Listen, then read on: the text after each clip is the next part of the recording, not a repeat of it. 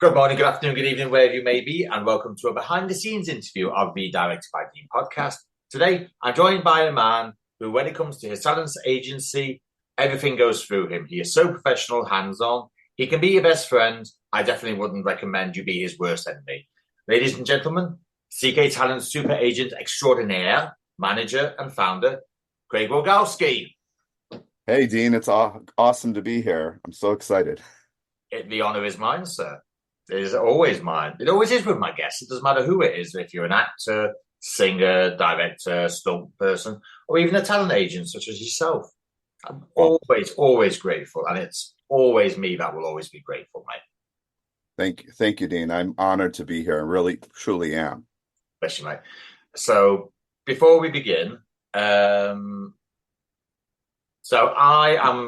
I'm not really that big on fashion. I do like looking at fashion. The producer loves fashion way more than I do, but I do appreciate what comes with being a supermodel. So, have you got anybody supermodel wise or fashion wise that's close to signing for CK Talent? Not at this moment. We do represent people in the fashion industry, but no one at this moment that's right on my desk to sign. Hmm. If you do ever get close to signing someone, I'd recommend Alexina Graham. She was born about 8 miles away from where I live, and she still goes by there. So it's not as if being famous and being a model's changed. She still goes back, remembers where she was born, where she lives, and goes to see her sister, who I believe still works in Worksop. So, and if you like someone who stays close to home, then she's the one for you, mate. Awesome. I'll check it out. Now, your origin story, sir. So, how were your early years, and how the hell did you end up being interviewed by me? Sometimes I don't know. I don't. I don't think anyone does, mate. No, I mean, everyone has an origin story. I mean, isn't it like Marvel? The origin story of Superman or Spider-Man, or Yeah, but everyone has the an problem is origin. it's the same story over and over again. Something bad happens to somebody, they learn from it, they become a hero to be in honor of their recently deceased father, sister, uncle, whatever you like to call it. But yeah, they're all the same, really. But it's not the same as someone who's built himself from the ground up. Yeah, I mean, uh, I guess. I mean, my origin story I don't think is that unique. I think it's similar to other people. You go to school, um, you know, you have teachers that like you, teachers that don't like you. You have fellow students that like you, and fellow students that don't like you. And then, you get out in the real world and you realize the playground's the exact same as it was in regular school. Um, but I mean, I had opportunities to uh to go and you know, work with some very interesting people, some people that, in my early time starting out in my young, years in college and well, as you guys would say, uni, Mhm. um, to work with some very influential and I would say I didn't know at the time, but now looking back, some powerful people. It was very interesting, I mean, I've worked at the mission of Saudi Arabia at the United Nations and worked with the advisor to the ambassador there who came to my law school to speak and came to my university to speak for at my university graduation. Um, to working, on the BP oil spill with Ken Feinberg, who managed the, $1 billion fund for both the 9/11 victims that the government put up in the States here, and also put up the $1 billion fund for the BP oil spill to, you know, having opportunities working with some incredible judges and lawyers and politicians, working for Janet Rito and being, a policy advisor to her. She was our former U.S. Attorney General under Bill Clinton. So yeah, I mean, having a great career. I'd done some, worked in sports and co-authored the NCAA compliance manual, which obviously is all the rage right now with the name, image, and likeness rules that, are going on in the States here and the players, taking advantage of those rules and those opportunities that are being presented to them for branding deals. So, I guess opportunities have always been like presented to me, and I've just seized upon them no matter what the opportunities were. So going down the line, I had a knack for negotiations, and I had two athletes that I became friendly with that I knew, and asked me to help negotiate their contracts. They were professional athletes, you know. One was an ultra runner, the other one was going toward the Olympics for the skeleton, which is the where you go down head first on a sled. So, you know, taking on those opportunities and you know, that's how it started. And working one of my in my MBA program, I had a professor that was a U.S. A deputy U.S. Attorney General, and he said he was my negotiations professor for my master's program, and he said to me that I have a knack for negotiations. So kind of all that stuff led together, and all my mentors and what I've learned from them, I bring to the agency. And what I saw them negotiate at a table with foreign, you know, countries, or what I see them negotiate for their clients in a plea deal, or what I learned from my judge sitting behind him on the bench and watching him, you know, rule on certain cases, you know. So learning all of those things and bringing all those things together in my experiences is what I feel I bring to the agency where it's now promulgated. I guess without going into specifics, it's kind of like my origin story, um, you know, on the surface of of how I came to where I am. Mhm. So obviously, there's origins of CK Talent, which you obviously founded. How did CK Talent come to be in the first place? Well, when I represented those two athletes, I needed to formalize something. And I remember sitting down and trying to figure out what am I going to call this, you know, agency. And I know my husband, he hates the entertainment industry. He just doesn't, and hate is a strong word. So basically, he doesn't care for it. He doesn't He care has for all. discomfort for it. Yes, It's he one does. way of saying it. He's a tech guy, so he doesn't kind of understand the industry like I do, which is fine. I don't understand his tech industry either. So he kind of doesn't care for it. He likes watching movies and he likes watching shows and all that. He's all into that. But it's kind of the other stuff that happens off the boob tube. You know, it's kind of, you know, his, you know, it's not of interest to him. So I remember one day getting into a fight with him. And I said, you know what? I got to name my agency. So you know what? You're going to be forever part of this agency. And so then that's I named it CK because his first initial is K. So it became CK, my first initial and his first initial, and then it became CK Talent Management. And then that's how the agency started. The name came about, and I had to formalize contracts with these two athletes, so they had to come into some umbrella thing, and that's how it formed. So yes, in a heated fight with my husband, CK Talent came to be But yeah, formed.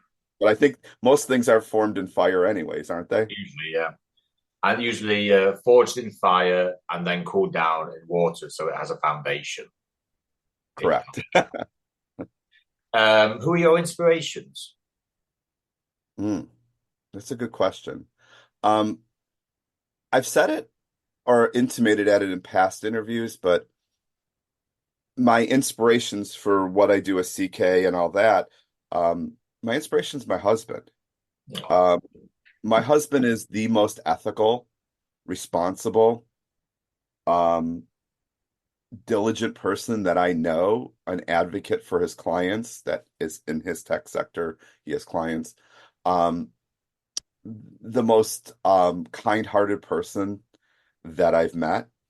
Um, and I wanted to bring those ethics into the agency as our main cornerstones of ethics. And I know on our interview today, we probably will touch on some of the ethics of CK, but um, I wanted to bring his ethics to the agency because every night I have to go home and look at him in the face. And I want to make sure that it's everything that I did correctly because I have to go home and answer to that person if I feel I have to answer them, he doesn't feel it. But I feel I have to answer to him, and I want to make sure I do everything ethical and above board and responsible, and and that's what I feel keeps me in line instead of veering like some of my fellow colleagues in the business. You know that we hear stories about, and veer left or right on their career paths. But I think he keeps me stationed in bringing his core beliefs to CK, I think are something. So he's my inspiration. He inspires me daily, hourly, and I'm honored to have him as my husband. We've been together 18 years, going on 19. We've been married for almost a decade now. So yeah, he's my inspiration on it. He prefers I don't do this business, by the way, but he prefers I just, watch TV or spend my days doing recreational things instead of doing this. But I do this because my heart's really much involved in it, and it's a passion of mine, and I like doing it, and I enjoy it. Not to mention the fact that you won't find many people who are truly loyal like you are. Yeah, I've had that said to me a couple of times. I'm passionate about what I do. I'm loyal to my talent, fiercely loyal to my talent. I'm fiercely loyal to my friends. My friends all know that. Fiercely loyal to my family, you know. Yeah. And so I think those loyalties come from, like I said, my husband, because he's fiercely loyal to me, and I think that's important, and I think that's obviously one of the ethics that I incorporated when I represent my talent. Yeah.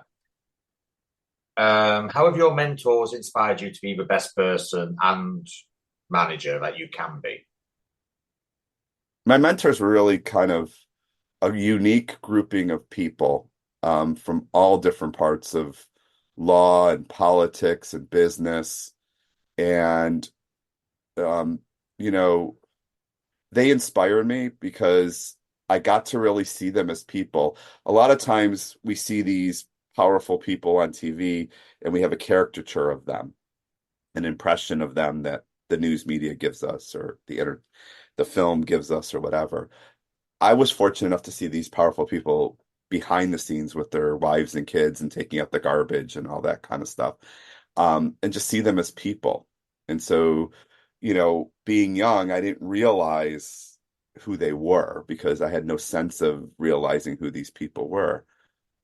But um, I think that learning from them and the uh, ethics that they brought and the responsibilities to their craft that they brought, I think is something that, embodies inside of me. And I learned from them. I learned that you can um, be a powerful person, but not have an ego. I learned from them that you can be a powerful person and not be an asshole. Um, and I learned from them that you can also be humble and be a powerful person. And so, I've embodied that in myself, you know, and I don't think a lot of people do that, but I learned from them that's what they were like behind the scenes, and I love the fact that I had those opportunities to get to know. Some of them have passed away, some of them are still alive. Um, but I learned from them, and I learned from them, and I learned that they were family people as well as what they did on in their in their professions, and seeing them do that, I think, inspires me, and it continues to inspire me. I would ask you what the highlights are as far as your career goes, but I suspect we might be here a while if I ask that. So maybe say the top three highlights or three of the best highlights that you've had in your life. uh, Relating to my career as a manager, Mm-hmm. um, I guess a highlight is not like this highlight is not like one of the highlights is not specific, but it's just over general. Is seeing the clients I represent achieve their dreams and their goals and seeing them as happy. I think that's the biggest reward for me is just seeing how happy they are when they achieve whatever their goals are. But at the same time, I'm not gonna, you know, blow smoke up their ass. You know, Yeah, I'm not the kind of manager that's just gonna sit there and, if I represented a well-known actor and not just turn to them and say, you're a fucking dick. yeah. I'm gonna say that. And anyone who's represented by me will tell you I have said that to them.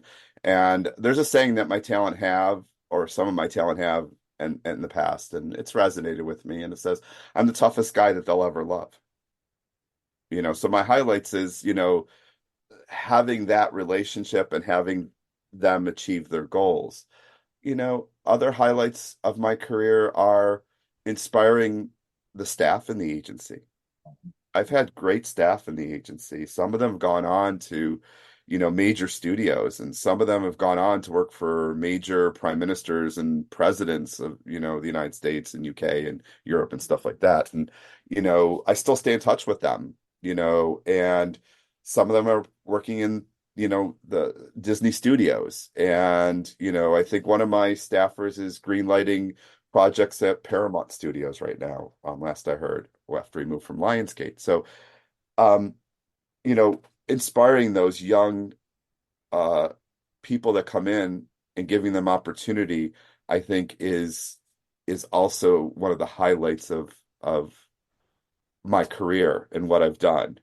Um, you know, and I think those two highlights are probably my most prominent highlights, inspiring people overall, both staff and and my clients.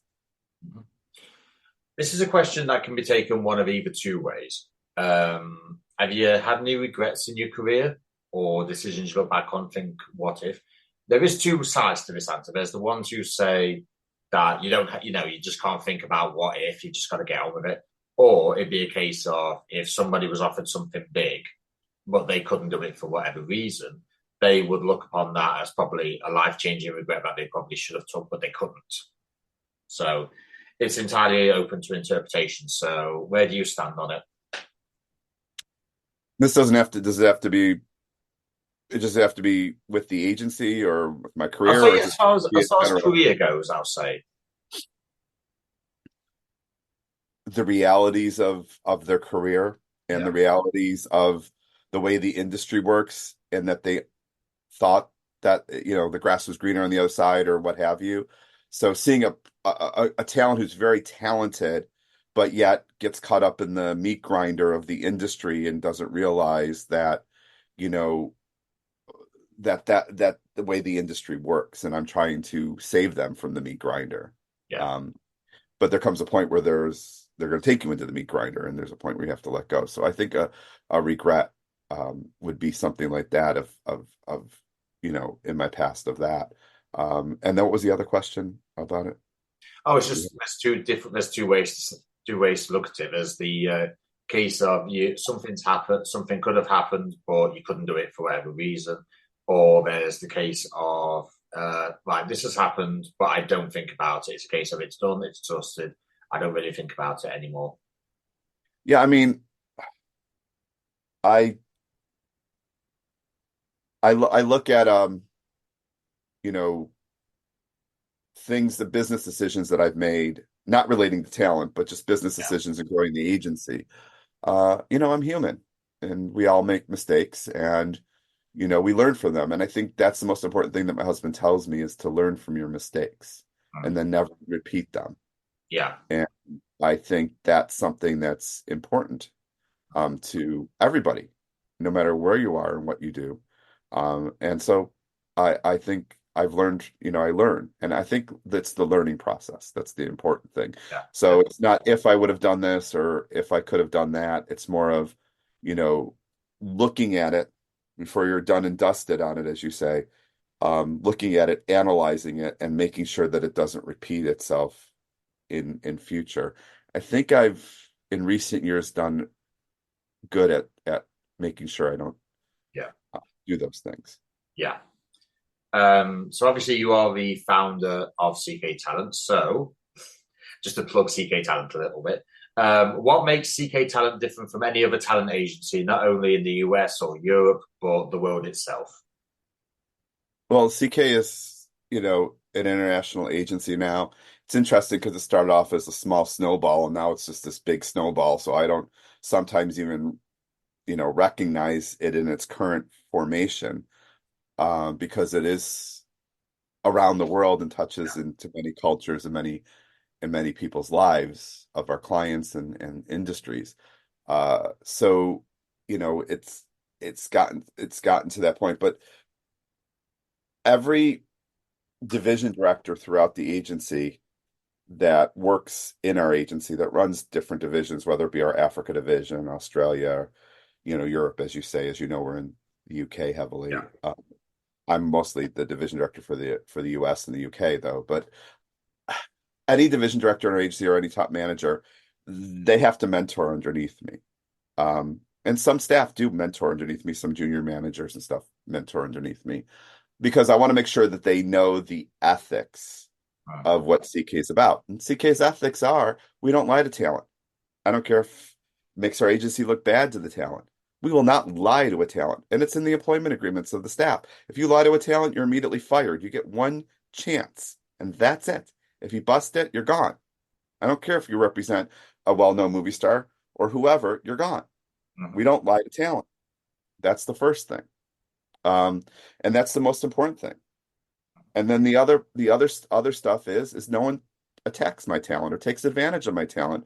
And like I've said to you before on other podcasts, and I was saying this long before my marketing team in the agency had me going out on these podcasts and doing these interviews. Yeah. I've always said it. I'll burn down my fucking agency before I let a talent be taken advantage of. It just won't happen. It's not going to happen. And even my talent that I don't represent before anymore, they will tell you that I have defended them and I've protected them, sometimes at the expense of the agency, because I don't let any talent be taken advantage of, even no matter how small or how big they are in the industry. I will protect them. And I have protected smaller talent who are just starting out in the industry being taken advantage of. And I have stories of those. And then even large talent. But I don't let talent be taken advantage of in this industry. And I think this industry, uh, and talent listening to this podcast will know, or mostly actors and people will know, that they are taken advantage of in the industry. You know, um, I have a model out there, and he's posted about, you know, being taken advantage of by photographers, and it's his mission now to let people know that when he was starting out modeling before he signed with me, that you could be taken advantage of these photographers if you're a model just starting out. So he's doing his own little PSAs on his Instagram, and I think there's a lot of that happening, and I won't let that happen. I protect my talent. I have a saying, my talent are my children. And so why I say that is it puts it in a frame of thought in my mind that I have to protect them. Mm-hmm. So I protect my talent. And I protect the staff in the agency. Yeah. And Uh, and my staff calls with did I give you everything that you need so that way you can go forth we do staff calls weekly. I yeah. said, go forth and be able to service the clients. Is there anything you need from me? I look at myself as a supporting role um, to the staff. So yes, I guess that's my answer. Yeah. You could actually say you've answered the next question as well. What would you say is the foundation that CK was built on? Because technically you've sort of already answered it. My foundation for this podcast is just be respectful to everyone who comes on it. Let's have some fun. Reputation is everything, and egos be left at the door. Mhm. I agree. I agree with that. I mean, you know, it's interesting because I have some young staff around me, and they're really surprised at how non-ego I am related. They mentioned it to me. They're like, "Oh my God, I expected that you would be yelling at me all the time as my boss, or in your position." And I'm like, yeah. And I never asked them to get my lattes, and I never asked them to make me appointments, at a restaurant or reservation. I do that all myself. And so they realize I don't take advantage of them. They do their job, and I want them to do their job, and I want to empower them. And that's the same way I look at the talent too. I want to empower them, and I want them to be the best that they can be, but I want them to be realistic about things and realistic about. So, yeah, I want to inspire people. I think inspiring people, I think pushing them, me staying in the background, I think is very important, to me, at least. I want them to shine. And I'm very happy with that. I know many people that are in my position as managers and agents, they want to shine alongside their talent or be Yeah. in front of their talent. And I always tell my talent, I'm happy just standing behind you, and I'm fine 50 people behind you. If you need your stylist and your makeup people in front of me, fine. Whatever. I'll sit on the floor. And I've done that. I've done that at events where I've sat on the terrazzo floor at a Fashion Week event in the corner and just let my talent shine. And if they need me, they know where to locate me. They know where to find me. And if I see something going on that they need to get out of, then I'll interact at that point. But if not, let them be. Yeah. I don't need to That's walk it. arm in arm with them down the red carpet. That's the only way they'll ever learn is if they engage in what they need to do themselves instead of you holding their hands. Yes. And I want them to be. And if they need guidance, they reach out to me, Oh, it's and I'm fine with that. I'm here. Eisen. So about the talent that you could potentially attract, I'll say. What would you say is the ideal attitude that any prospective talent needs to have before CK Talent even thinks about signing them? Usually it starts with their personal assistants reaching out to me to test the water to see if I'd be interested in having a meeting with them. I don't turn down a meeting, and there's no really formulation of why I don't represent somebody that's a celebrity. Um, but I've had many celebrities come through my door and say to me, hey, I want you to represent me. And I'm not, I'm very selective, and I'm not going to just sign everybody that walks through the door. I got to see something that inspires me. Yeah. A lot of, I'll talk about actors since I deal a lot with the actors. A lot of actors, you know, uh, will sign with an agency, and the agency will just, treat them as a number. And I can't do that. I can't treat somebody as a number, like they're number 5 on my roster or 10 on my roster. Just can't do that. I have to have something that inspires me. And so when a talent goes, I tell this to talent all the time. I say, Yeah. when you go to the film set and you are on the film set and you're giving everything to that role, that is your Picasso. That is your art. I said the only Picassos that I have are my talent, and that's who I want to be known by. And my talent are my Picassos. So I kind of look at it that way. With talent, but there's no rhyme or reason. I will say to talent listening that if you want to get signed by an agency, and it doesn't have to be my agency or but it's just any agency in general, you have to show that you have something to offer to that agency. You have to show that you have your stuff together in your career. You can't just send an agency a headshot and say, "Hey, I'm ready for a manager or representation." You just can't do that. You've got to work on the bits and bobbles and put the stuff together to show them, "Hey, this is why you should represent me." And not just, hey, I'm wonderful and everyone in my town tells me I'm pretty and I'm a good actor. It just doesn't work like that. You have to show that this agency can go out and help you, you know, get opportunities out there. And if you can't provide the weapons for your representation to go out there, then don't apply to an agency until you're ready to have those weapons. Because how do you expect your manager to go into battle with a casting director or production company and yet can't supply them with weapons? You're going to supply them with a rubber band. You just can't. They're not going to do that. So that's why a lot of actors who are starting out have the misconception that I should just immediately sign with an agency. And I've had talent on phone calls, on Zoom calls, where I've turned to my talent development division and I've said, my new talent relations division, I've said to them, put them on a call with me. And I've had them on a call with me. And I said, look, I tell them at the beginning of the call, I'm not going to sign you, but I wanted to do this call because I see you as a struggling actor and I want to give you some advice. Mm. Why do you need representation? Is the first question I ask them in those cases. I want to know why you need representation. And they'll say, oh, because you need that to get successful in the career. But you have nothing to offer the representation right now. You haven't done those local plays or those local, movies and independent films to build up a resume that will go in. So if you want to get to the big things, you have to work on supplying your representation with the little things that they can put together. Because if we can't go into battle for you or we can't submit you and give the things to the casting directors that they want, then why am I even representing you? Or, why is it your management representing you? So I think a lot of misconceptions are a lot of talent think they have to get representation. To get represented by me, you have to be a real person. And I don't mean real like they have to be an actual human being. I mean, they have to be a real person. They have to want this. And they have to show that passion through their art. Just as being an actor, and as I said, I was relating this to acting because I deal with a lot of the actors.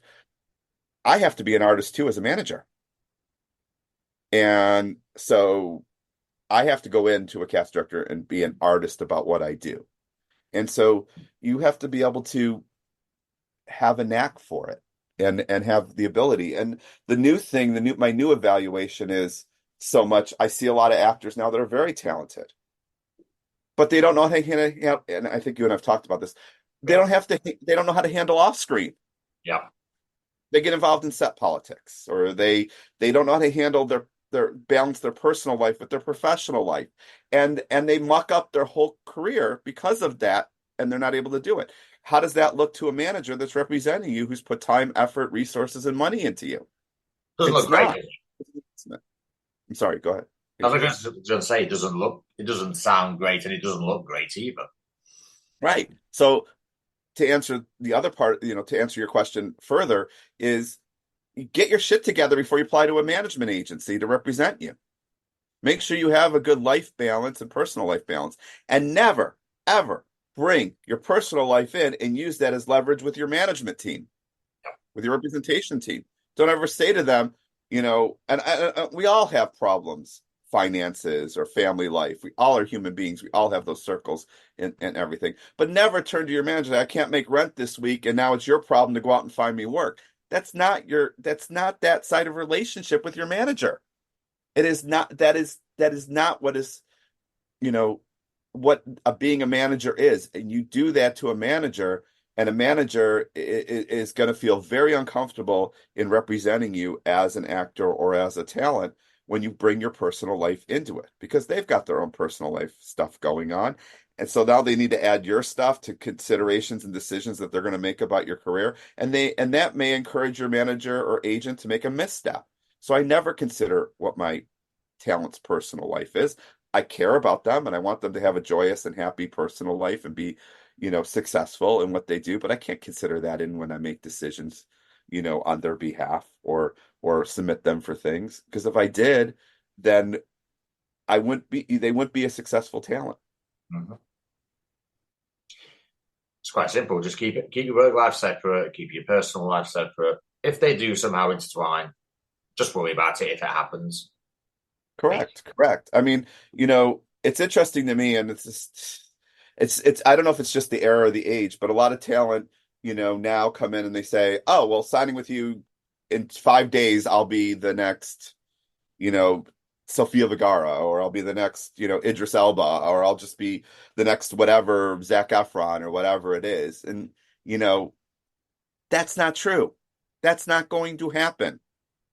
You know, Kieran Culkin just won an acting award for at the Golden Globes for Best Actor in Succession. And he says in his speech, and I encourage everybody to go watch his Golden Globe Awards acceptance speech for Succession for Best Actor.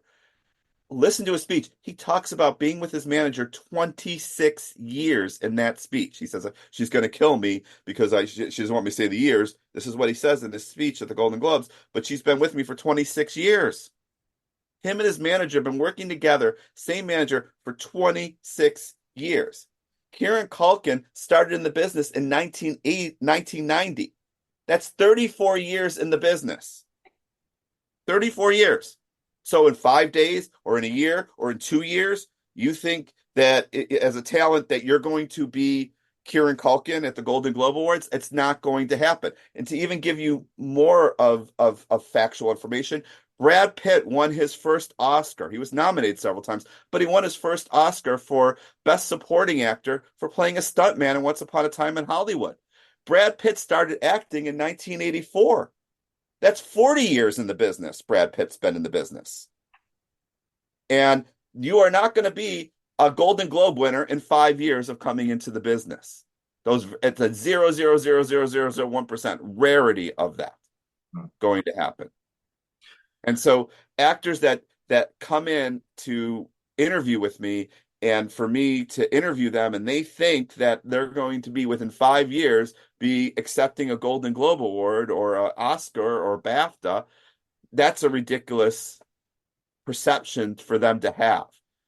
And I don't want to represent those actors. I'll No. be honest. I'll say it out there publicly. I don't want to represent those actors. I want to represent actors that truly like the craft and like what they do. And awards should be a byproduct. I did not set out to be a top agency. And I did not set out and make that my calling. We've talked about what runs CK and what ethics runs CK. None of that is in my ethics. None of that is what I set out to do. I like doing the job that I do, and I'm passionate about what I do.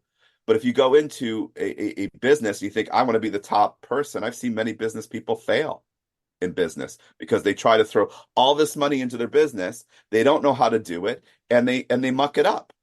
And I'm not gonna be a manager that's gonna do that. I want the very best for my talent, but I'm not gonna represent talent that have a misperception of the industry. Or, you know, one of the things that really annoys me is when talent think that booking things is a competition against another actor. It's not a competition. Acting is subjective. It's like I could look at a Picasso in an art gallery and say it's a piece of shit. Dean, you could look at it and see a Picasso and say, I'll pay £1 million for that. It's subjective. So why an actor doesn't get a role is purely subjective, that they don't get the role. And so to say you're in competition with Sally because you went and both did the audition and Sally got the role, no, it's because of the fact is that subjectively, in someone's opinion, they like Sally over you for that role. They felt a better whatever. Fill in your noun or verb blank there in that sentence. That's what they felt. But at the end of the day, um, it's not a competition. There's only one you. There is only one Dean, one Craig. There's only one you. And so eventually, like my husband always says, there's a lid for every jar. Eventually, your lid and your jar will come along. But you don't sit there and make it a competition. And I hate when actors do that, and they say, well, this other actor's booking things. Yeah, well, the other actor's booking things. You don't know how long that actor's been in the industry for. You don't know how much do they work 8, 10 hours a day at their craft. You don't know those parameters. I had an actor one time turn to me and said to me, well, on this production set, this actor was sleeping on an air mattress, for God's sake. And I said, and I thought in my head, I said, you don't know what's going on with that actor. You don't know that if he just was booked late, and that's the reason why he's on location sleeping on an air mattress instead of having a room at the location. You don't know what's going on there. You don't know that if he's talked to his manager and his manager and him came to that decision and said, hey, look, you don't know if he has a bad back and needs to sleep on an air mattress. Those are things you don't know, but you're making assumptions. And the saying, when you make assumptions, you make an ass out of you and me. And you can't make those assumptions about what other actors are doing or why they're booking things. You have to stick in your own lane. And if you look at what's going on in another lane, you're going to crash your car in that lane. So you can't do that. It's don't get caught up in those set politics. Don't get caught up in those things. So I look for talent that have those views to make sure that they're not going to get caught up in those things and have those perceptions. So I do a very extensive screening process with prospective talent. Hmm. So that's kind of my thing in a nutshell of talent who apply and why I represent certain talent over other talent. Yeah. Can I just expand on a few points you've made? You Mm-hmm. say Brad Pitt was in the business 40 years before he got his first Oscar. Mm-hmm. Enrico Morricone got his first Oscar in his mid 80s. Mm-hmm. And And also, he's yeah, been in and the industry for like 60 years or something at that something point. like that, yeah. Yeah. And if you ever ask anyone where do they see themselves in 5 years, and they say, I see myself winning an Oscar, or you can turn around to them and say, that's not decided by you, that's decided by other people. Right. It's subjective. Again, it is subjective on why somebody wins an award over somebody else. It's a subjective opinion. Sometimes politics are involved. Fine. But again, politics are subjective. It boils down to subjectiveness. So, it's subjective. If you go in this industry to win awards, I was listening to this casting director, and I follow we follow her on the agency, and sometimes I dip into our agency Instagram page to look at our feed, and I love her posting. But she's a casting director in England, in London over there, and I love her posts to death. And she says in one of her posts, she said, "You have to decide as an actor whether you want to be a celebrity or you want to be an actor." Yeah. Whether you want the big house and the fancy swimming pool and live that life, or whether you want to be an actor. And at the end of the day, I just, as a manager, I prefer to represent the actor. Yeah. That's where I fall into the category. And I think that was really, and she elaborates on it on her post. It was a video post. But boiling it down, you have to decide as an actor whether you're going to be an actor or a celebrity, and you want that celebrityness. Yeah. And there's plenty of managers out there that will represent that celebrityness about you, but then you're having a very plastic relationship and a very plastic career, because as soon as your celebrityness starts to dim, guess what happens? No jump They ship. they chuck you out. They're done with you, and they're on to the next person in the plastic relationship. I want to have real relationships with talent. And I put talent first. And what I mean by this is talent first. And when I say agency second, I mean my staff second. Yeah. And the money third, meaning the money the agency earns off the talent third.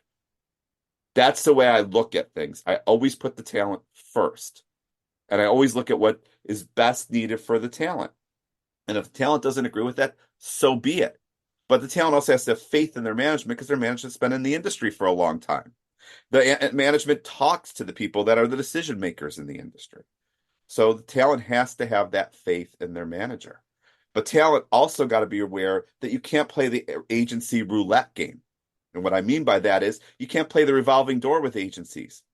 Because if a management company or representation, an agent sees that you've had many agents and you've been in the business 5 years and you've already had 9 agents, they're just going to think they're going to be the next notch on your belt of revolving doors. Mm. They're not going to sign you, and then you'll end up getting a rep related to that, and you're not going to move your career forward. I tell talent this: interview your representation. If you like that representation, then ride the rails with them until the train falls off the tracks, till the end of your career. And with a manager, you have to ride that rail.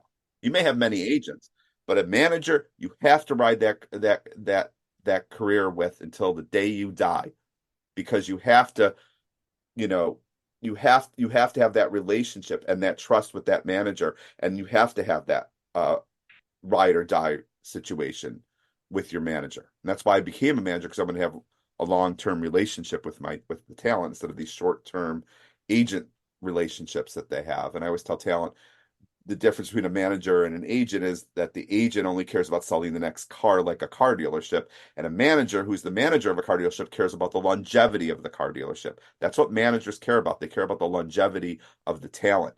And I interviewed, I'll say her name on the podcast because it's not confidential, but I interviewed Stella Parton, Dolly Parton's sister. She reached out to me for representation, and her assistant reached out, typical stardom celebrity person.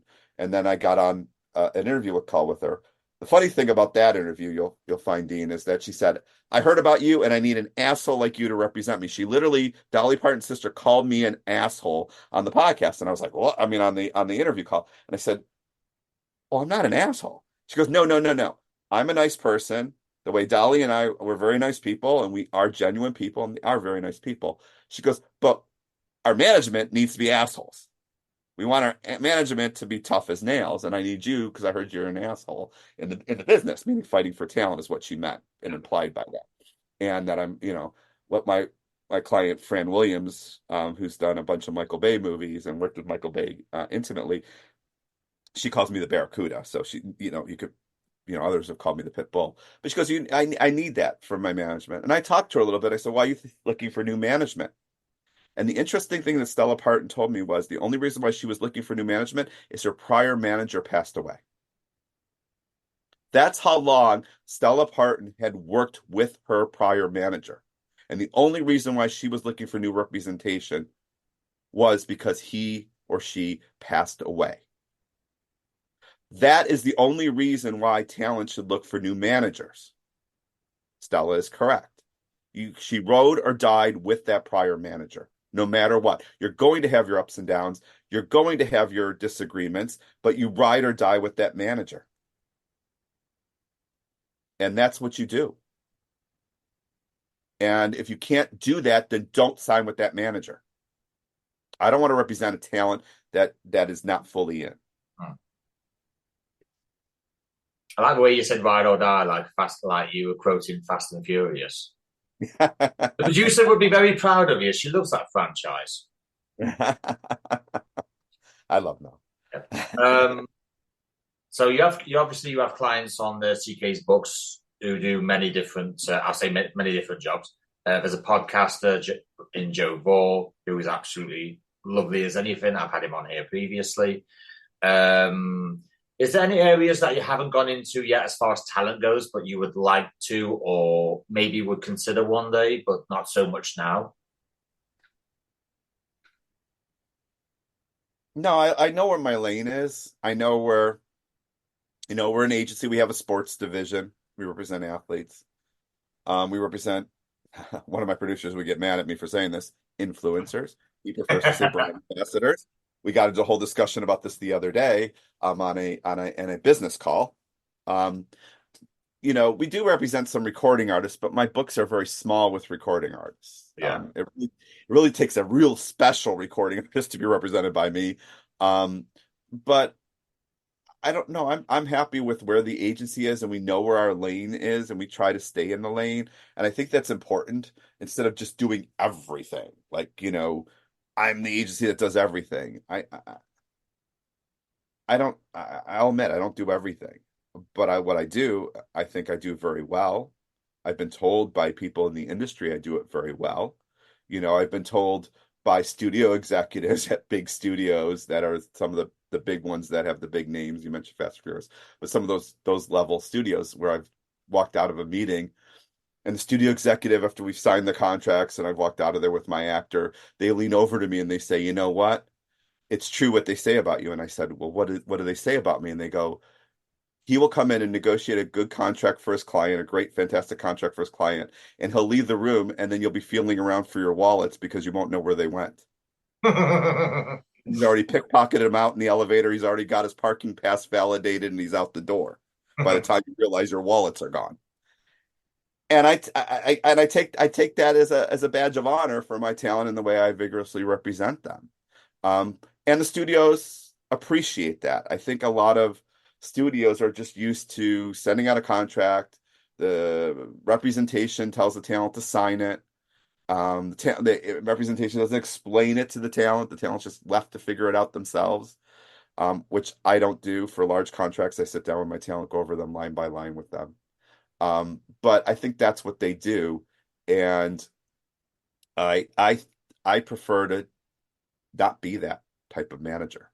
I prefer to be the manager that goes in and really just fights for my clients. And I think a lot of managers, in my opinion, there's some out there that do, but I think we're a very rarity in the business that actually go out there and advocate for each and every one of our talent. Maybe they advocate for their top three talent.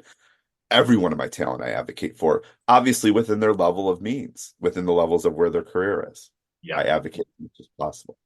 And sometimes my talent, it's kind of funny. One of my talent turned to me years ago and said to me, "I was going to do this movie for free just to boost my career. And you go in there and you bring me back a salary.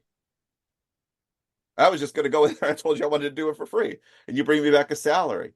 He's like, "You're Jack and the Beanstalk. I give you beans, you come back with the gold and the golden purse or what." And I'm like, "But that's the way I am. I fight for my clients." There is So, one tale that you've told me that still makes me laugh today. I believe wasn't it the head of Warner Brothers called to arrange a meeting with you? producer, I Or was think. that a producer, was it? There's a producer. Oh yeah. That was yeah, that was a producer that I had worked with on a project with one of my talents. So one of my talent was on one of his projects, and he was about to go into a very big meeting with and I always butcher Sam's name, and I mean no disrespect, but Sam Rami, Yes, I, yeah, Ramey's name. He's supposed to go to a meeting with him. That's if your viewers don't know who he is, he's the one who directed Spider-Man with Tobey Maguire. And this producer guy I was talking to, he was just about to go in a meeting with him, and I called him up. I said, "Oh, this project needs a DP on that my other talent's on, and you and I have like, we had a friendship." So I said, business friendship, and I said, "Hey, look, I need a DP." And he started going down. Well, what budget was the project? Because there's different levels of DPs that work on different budgeted projects. And I went down and I was explaining it to him, and he told me at the beginning of the call he's about to go into this meeting with Sam Raimi, and I said to him, I said, 20 minutes into our conversation of going over the DPs and stuff, I said, "Don't you have to go into this meeting with Sam?" And he goes, "Oh, I told Sam I was on the phone with you and he's willing to wait." And I was like, "Just go in the meeting with him. I'll call you back later, we can text, kind of thing." And that surprised me because I don't know Sam. I haven't met Sam before. But it dawned on me, like, that he was, aware of who I was, which to me is an honor, I think, but in my opinion, but you know, it was very weird phone call. Some things like that really happen. I mean, one of my other clients called me up.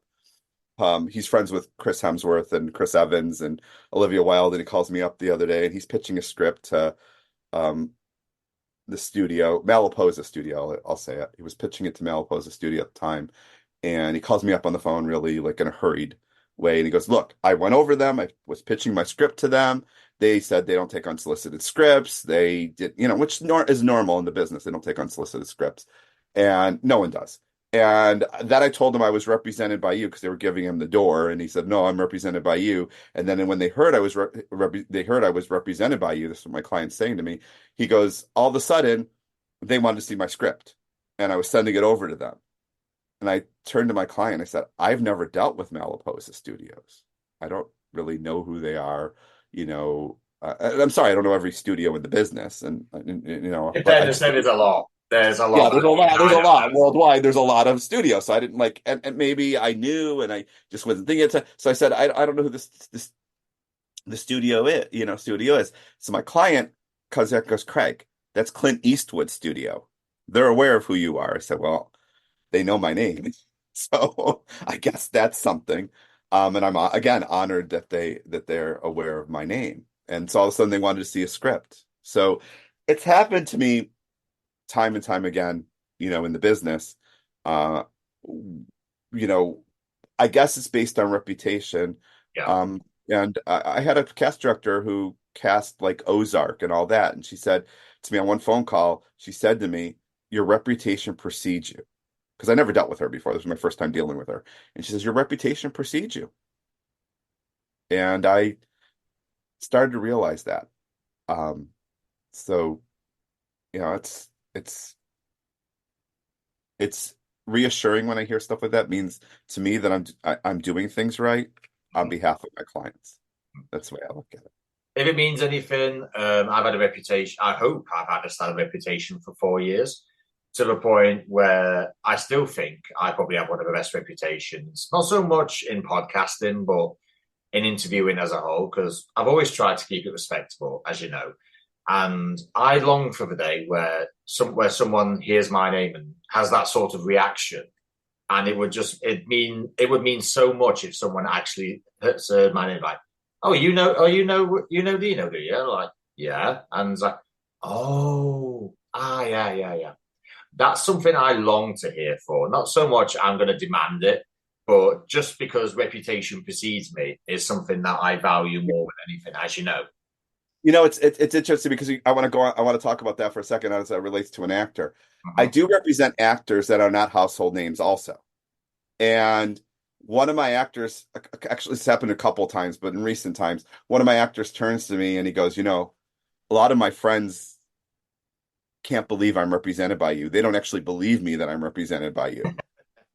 Like they don't, because he's just starting out in the business, and he had his stuff together, his materials together, but he was just starting out in the business, and he goes, they don't believe I'm represented by you. As a matter of fact, to talk about this, one of his friends actually DM'd us on our social media and asked us why we represent him, which obviously we're not going to say why, but they DM'd us and we told our client that this person had reached out and everything else like that.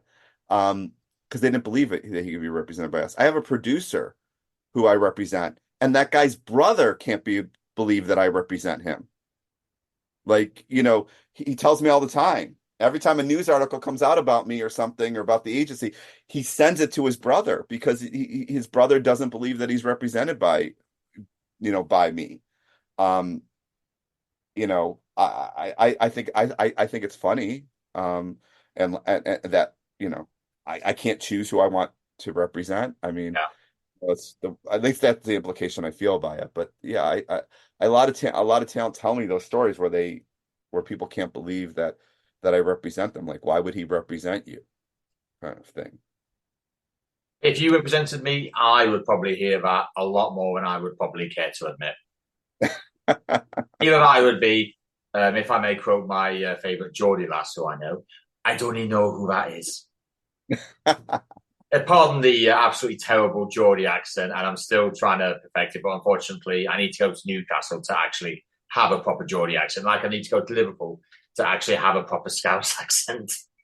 You But know, yeah, it's funny because it hits you every once in a while. yeah, it does. It hits you because like my talent will come to me and they'll be like, I heard this story, and I'll say, yeah, that because we have, the rumor mill in the agency through talent and whatever they talk about. They go, we heard this rumor that the CEO of HBO had to reach out to you through the contact us form on their website for CK because That's they what I didn't meant. have your cell phone number and email.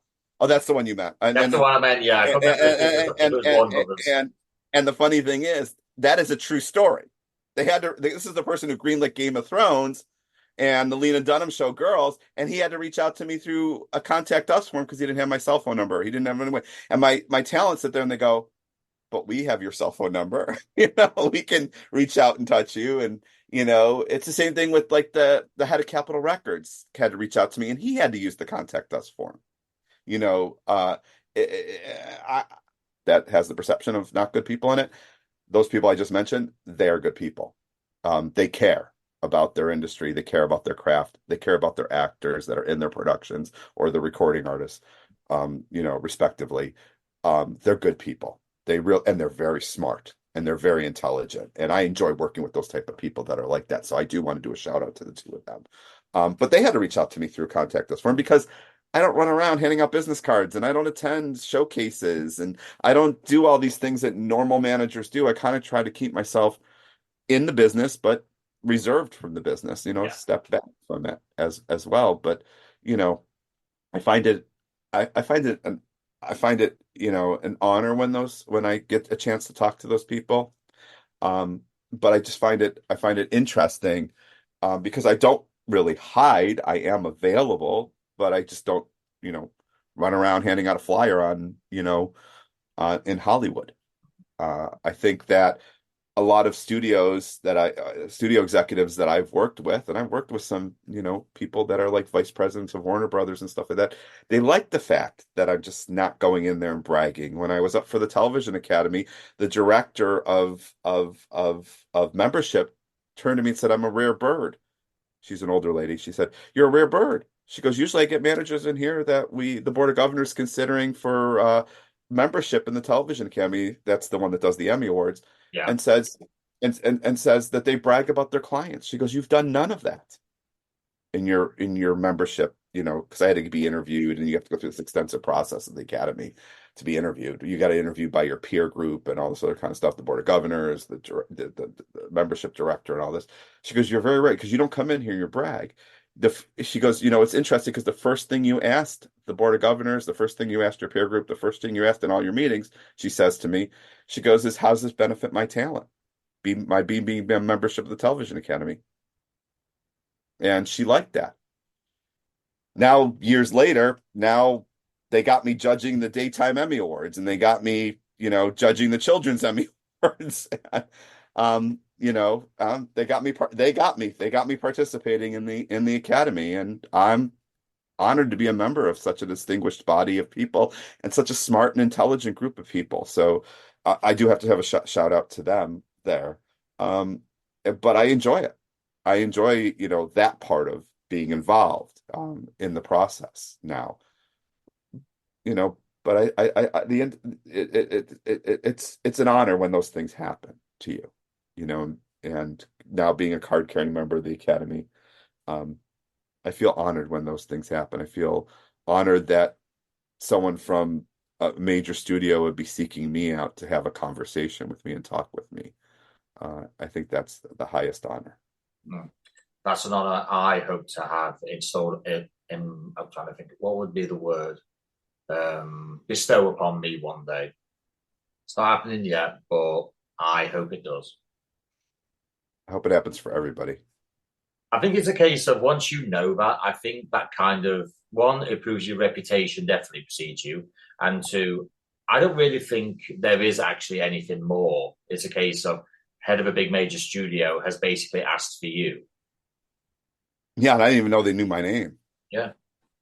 I mean, I'm surprised because usually I deal with the heads of casting, in-house casting or whatever, or you know, obviously lower than a CEO I would deal with, Yeah. but it's it's really just it's really an honor to have those people seek you out for advice, that are, as people talk about, captains of the industry. Yeah. Talk to you, and I've talked to many. I'm on the roster, as you know, for the international consulting. It's one of the largest international consulting groups in the world called GuidePoint, and I regularly speak to groups that ask me to speak through GuidePoint. They're kind of like my agent or my manager, if you want to say, for public speaking. And I regularly speak to financial investors that invest in these big studios, or even in my competition, other management agencies, my competitors. They ask me about the industry and what my opinions are. I mean, I've done meetings with with venture capitalist investors in some of the social media platforms, out there. Should we invest in it? What is the future of these platforms, in these video platforms and these, posting platforms and stuff? They ask me about that. And I give my opinion. Same thing with movie studios. Should we invest in this movie? And what do you think of these types of movies? What do you think is the future of the streaming services versus the studios? And I have given my opinions in those meetings, that have been lined up by Guys Point. So, uh, you know, I regularly speak on that in the industry.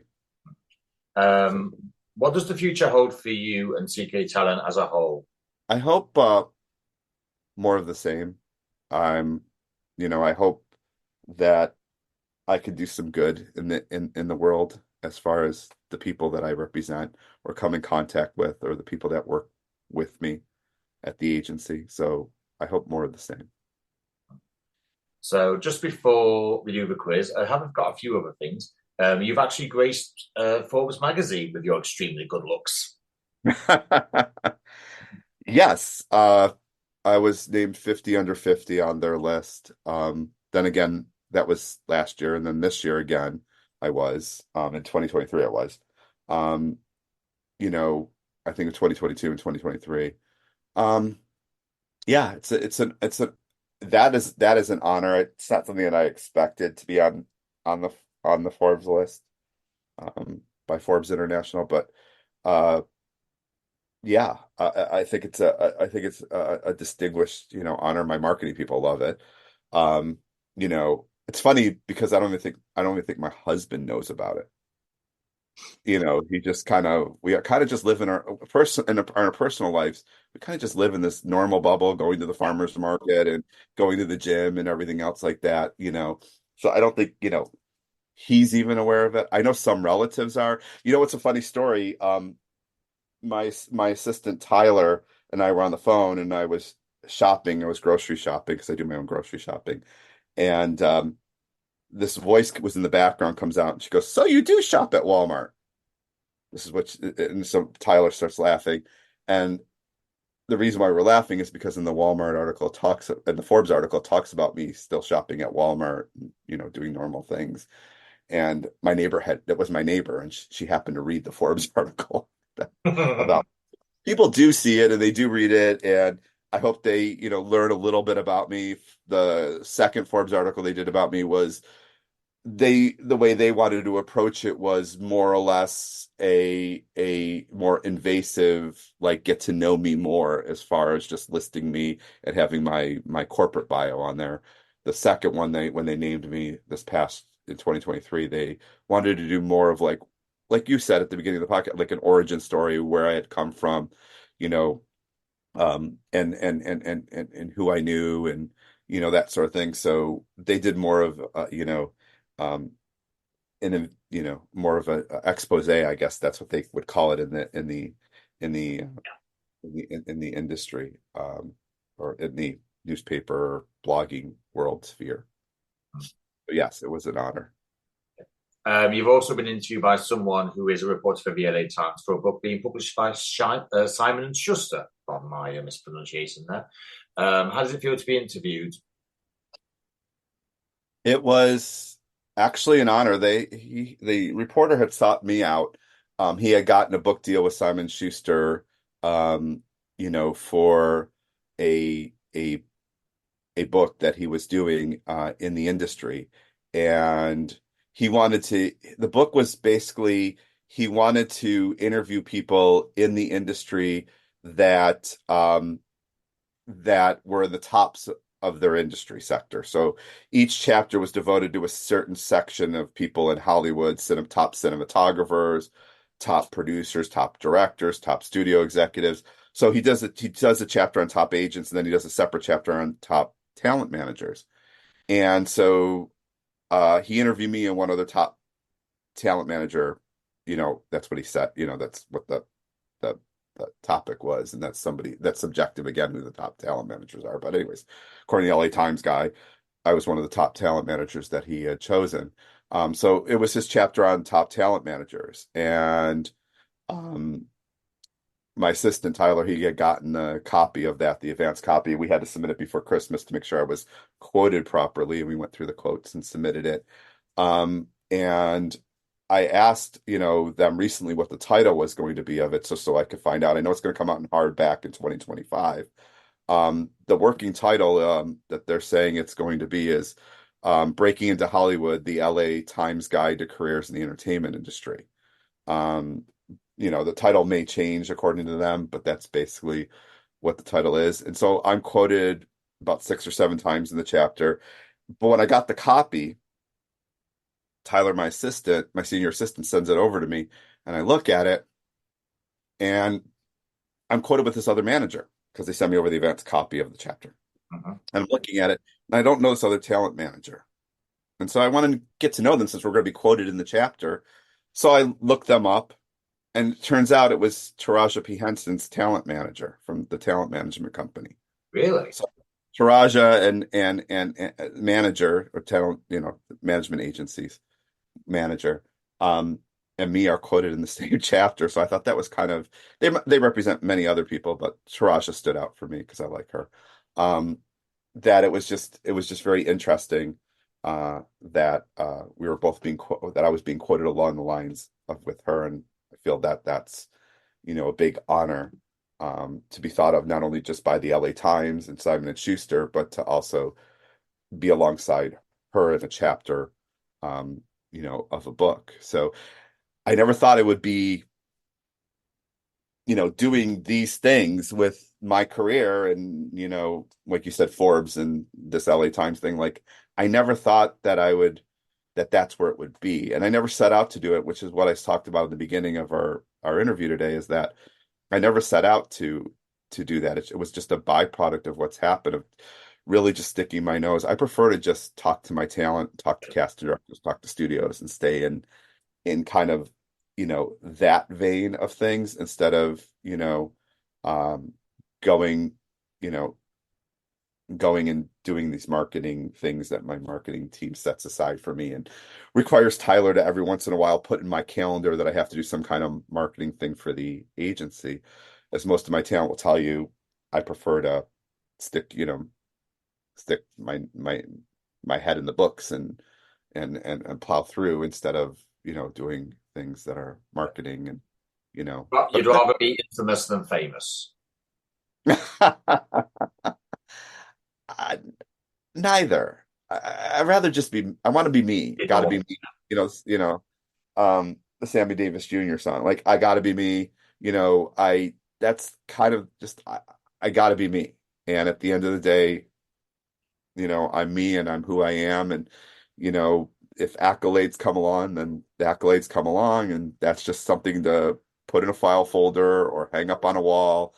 It's really not who I am. And I guess that also goes back to the beginning of the call of when I worked with my mentors, and they were very influential and powerful, and you could say infamous people and people that have been written about in history textbooks in schools that I worked with, and they were my mentors.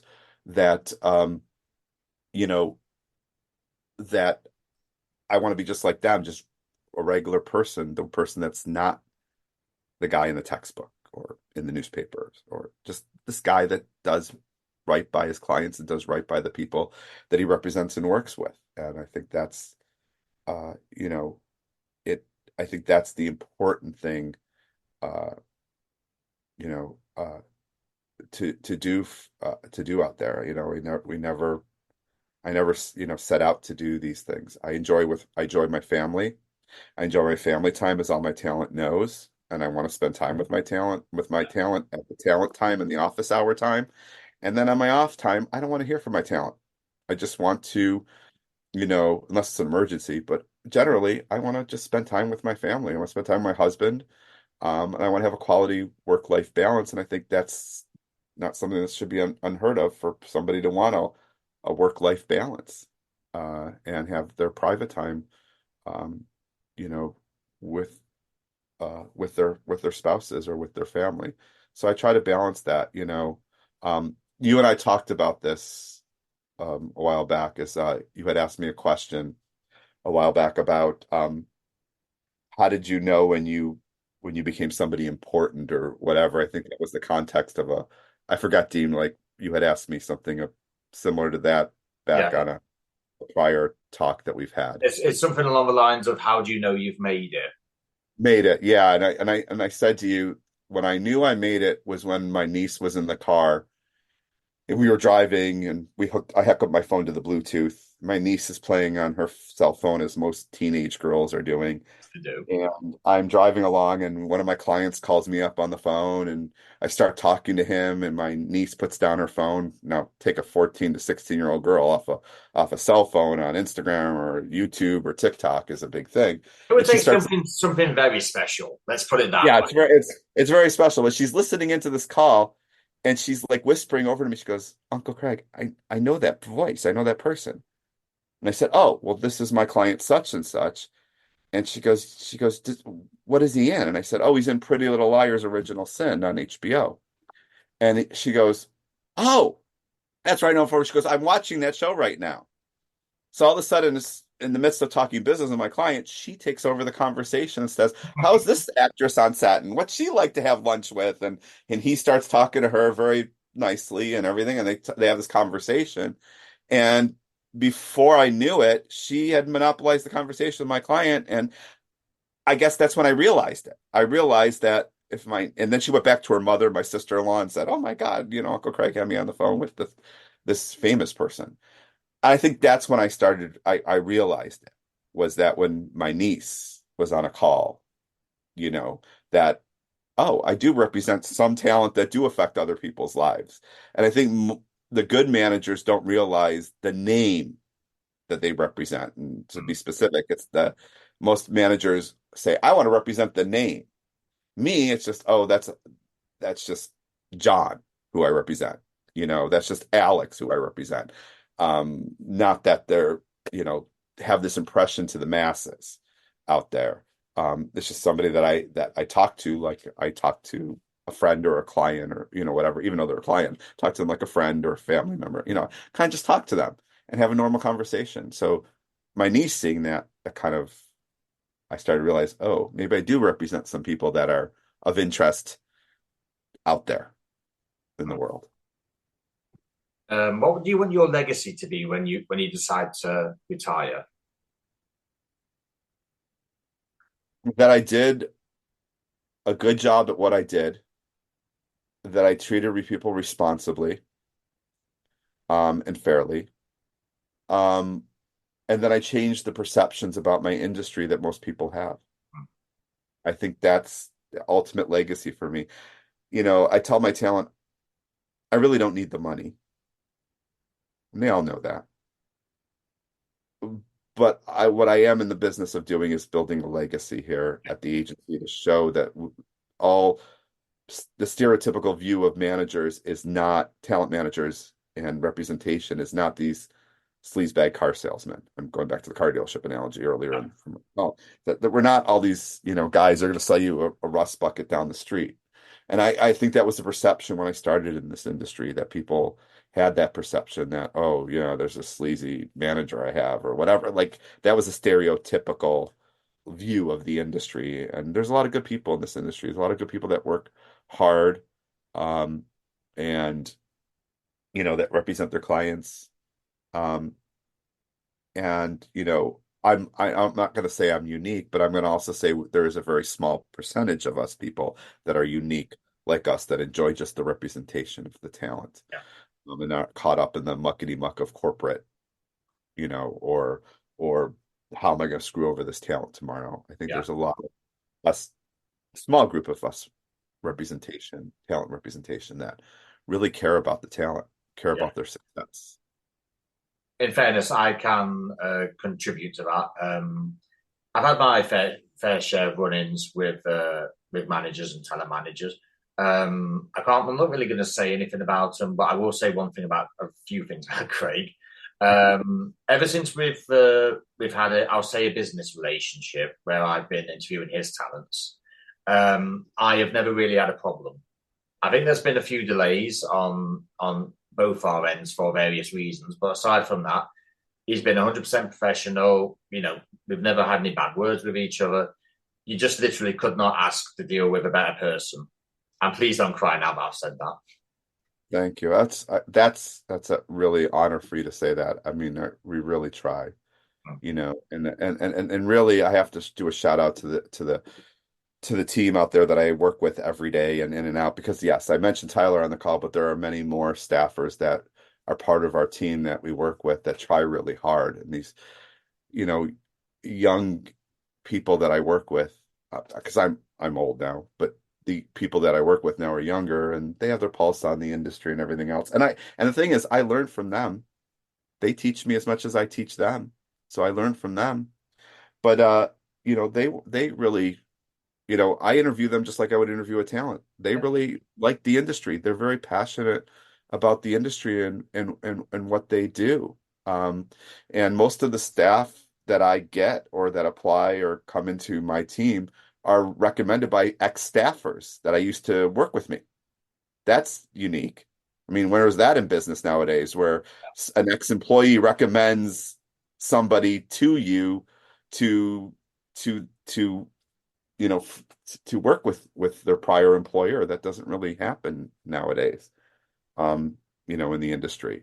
And it's funny because I'll still text message with some of my ex-staffers, with some of the ex-staffers from CK. If there's an article comes up about some celebrity that we both worked with while they were here at the agency, they'll text me all the tabloid articles and stuff like that, and we go backwards and back and forth on it still. And I still have relationships with ex-staffers. I still have relationships with ex-clients. There's a client that a podcaster that interviewed me. He lives in San Francisco. His stuff's on Cox Communications, throughout the United States. Um, he interviewed me. He interviewed one of my talent before me, and then he interviewed me. And I haven't seen this talent has been with me for many, many years. And I'll say who the talent is in a second, but he hasn't been with me for many, many years.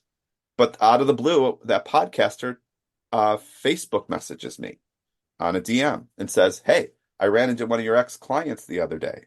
And he said the name of the client. I go, "I haven't represented that client in years. I hope he said nice things about me." He goes, "Oh, absolutely. He said nice things. He was asking about you and if I've, reached out and talked to you." And it dawned on me we hadn't talked in a while. That ex-client of mine was Calvin Klein's ex-boyfriend. Video.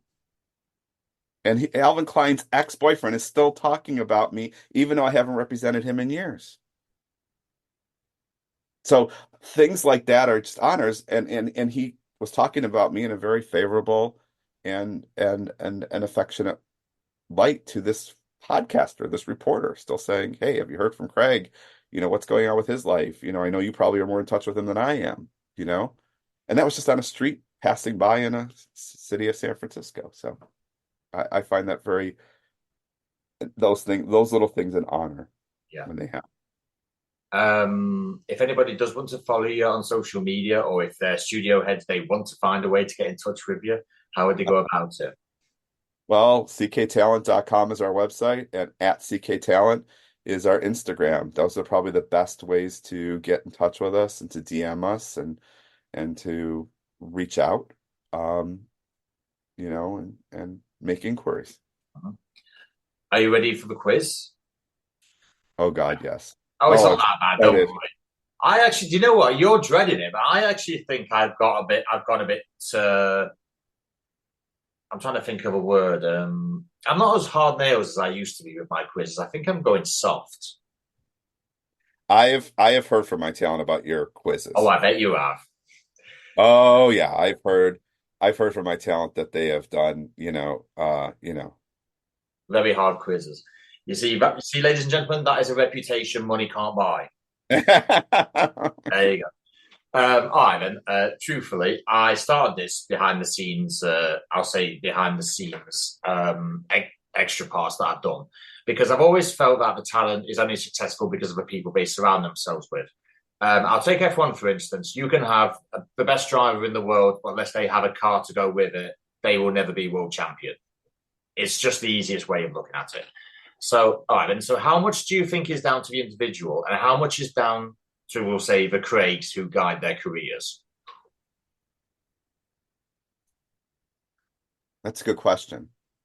I will say this is why my talent told me your questions are tough for these quizzes. Um, I would say that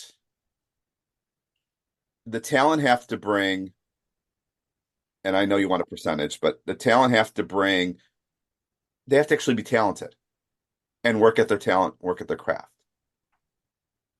But I will say that, and I guess I have said this. Yeah. The reason why Chris Hemsworth is not another Malibu Beach, and I hate to pick on Chris because he's friends with one of my talent, but Chris won't mind it. But the reason why Chris isn't another surfer on the surf shore is because he had a good manager, Mm. and him and his manager worked together, or his representation, let's just say, is over-encompassing representation.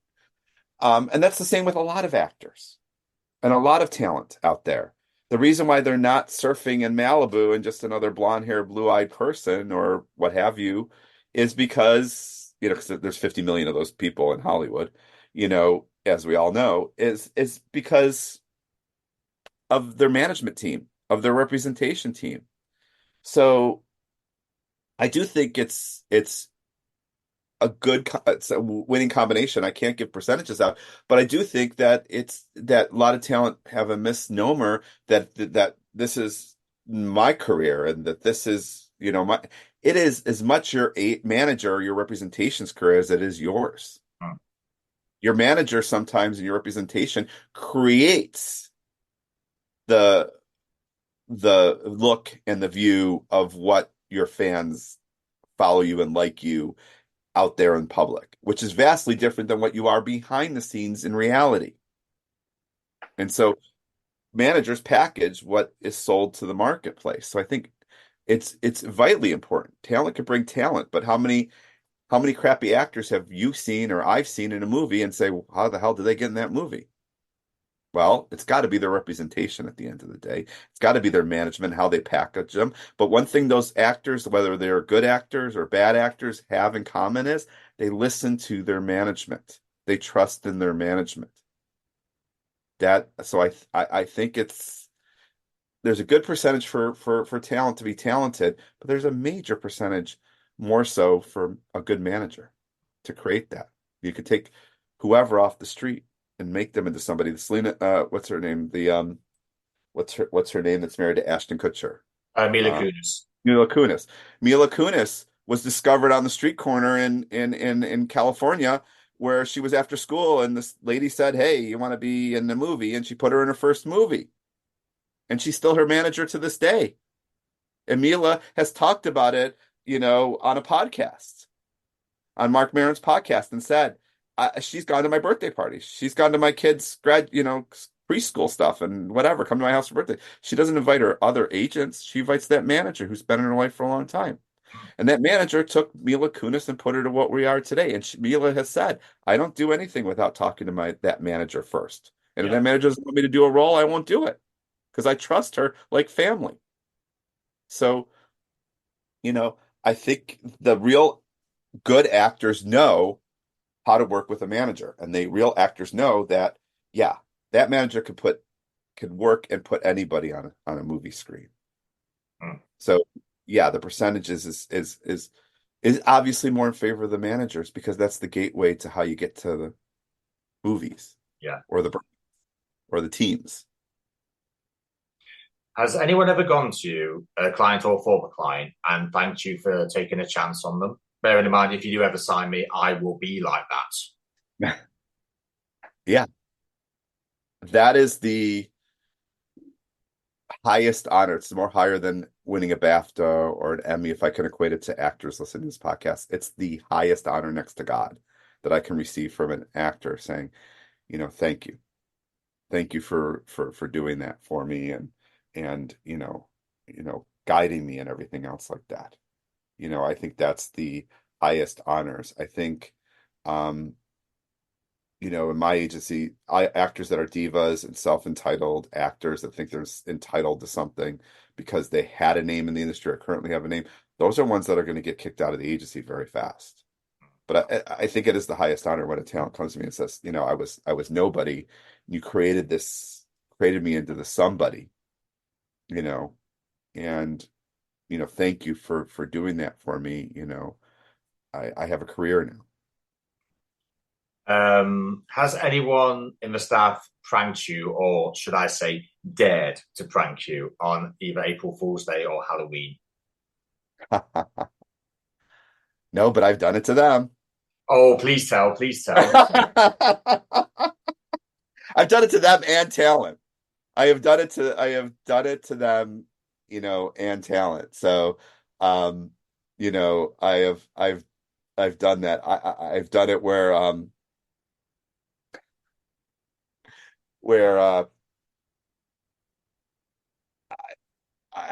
just say I've done it to the both. Um, a producer one time in LA, his girlfriend, and this is a producer that I work with, his girlfriend was a fanatic about The Bachelorette. God. Just a fanatic about The Bachelorette reality series.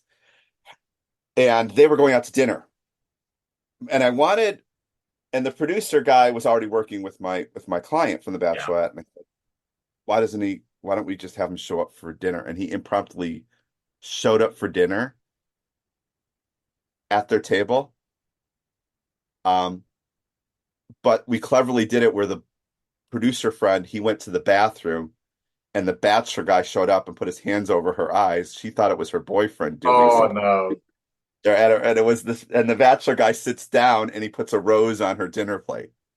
Oh. Is that really a prank or is that just And we and romance? we, and we kind of just like kind of pranked her, and she did not know what to say.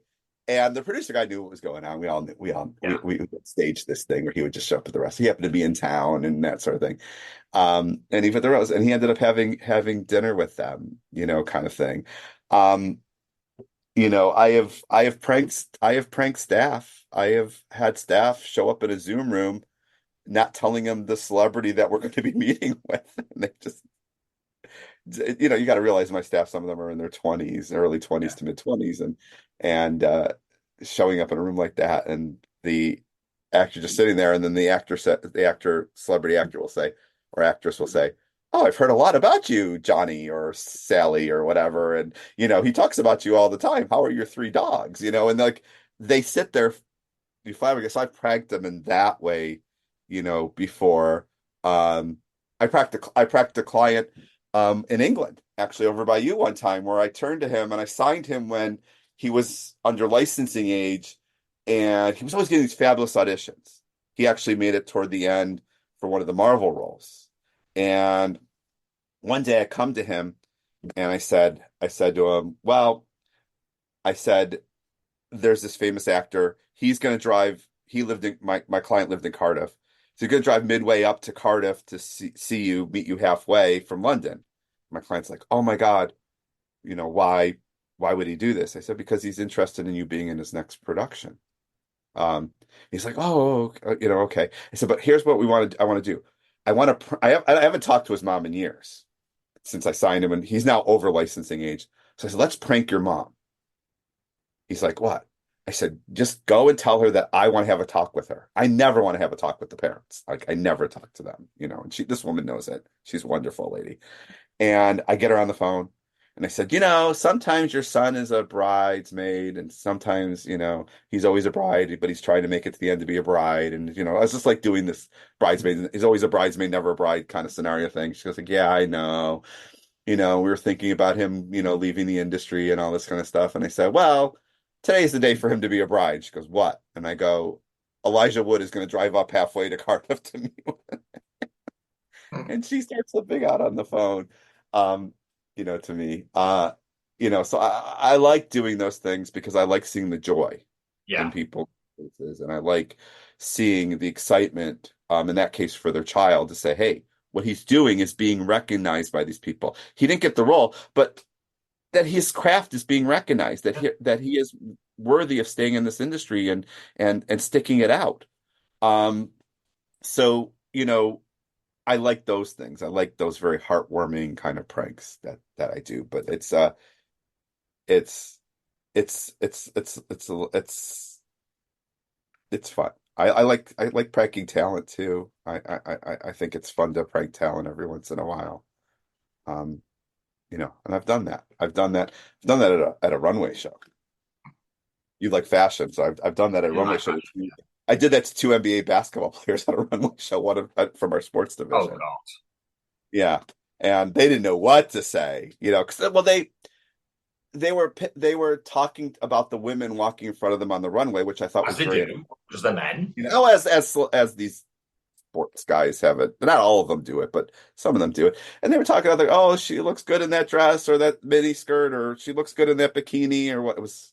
And they're making comments, and I did not like it. It was bothering me. And I didn't want to get into a fight with them because on the risers at the end of the runway, there's the press and all this other kind of stuff. But I knew that they were going to eventually have male models. So I was sitting in the front row with them, which I didn't. The only reason why I was sitting in the front row is because my division director did not want to sit in the front row and there was an empty seat. So they Yeah. so they physically grab you, these people that run the show, and they want to fill that front row seat. So they stuck me in the seat next to them. And all of a sudden, the male guys started walking down the runway, and I put my hand across their chest and I said, oh, here come the male models. And they looked at me stunned that I would say something like that. And they started to laugh. And then it got my point across. And then when the female models started walking again, they did not open their mouth once because they understood what my point was. That was inappropriate. But if I would have gotten into a fight with them and told them to stop doing it, it would have been so Yeah, it wouldn't have had the it same. would have it would end up in the tabloids. Yeah. So I did that out of respect, to respect those people. That's their workplace. That's their environment where they're working. You're coming into that environment, Mm. and I explained this to them afterwards, and I said that was inappropriate. So, you know, I that was kind of a fun little prank I did to them. The stunned look on those two guys' faces that are 6'4", 6'6" basketball players. One of the guys was friends with LeBron James and Kevin Durant. And Ooh, I know. Well, I don't know those two, but I know how good KD is, and I know how good LeBron James is. yeah, yeah. And this my client had won the Jordan. Well, not it's not my clients in our sports division. He had trounced the Jordan Classic, and beat LeBron James's record so bad that Jordan did not. From the rumors I heard, Jordan did not even want to get a picture with my client because of how good my client was, or our client was. At the Jordan Classic. But Ow. I did it to that guy because you got to respect people in their work environment.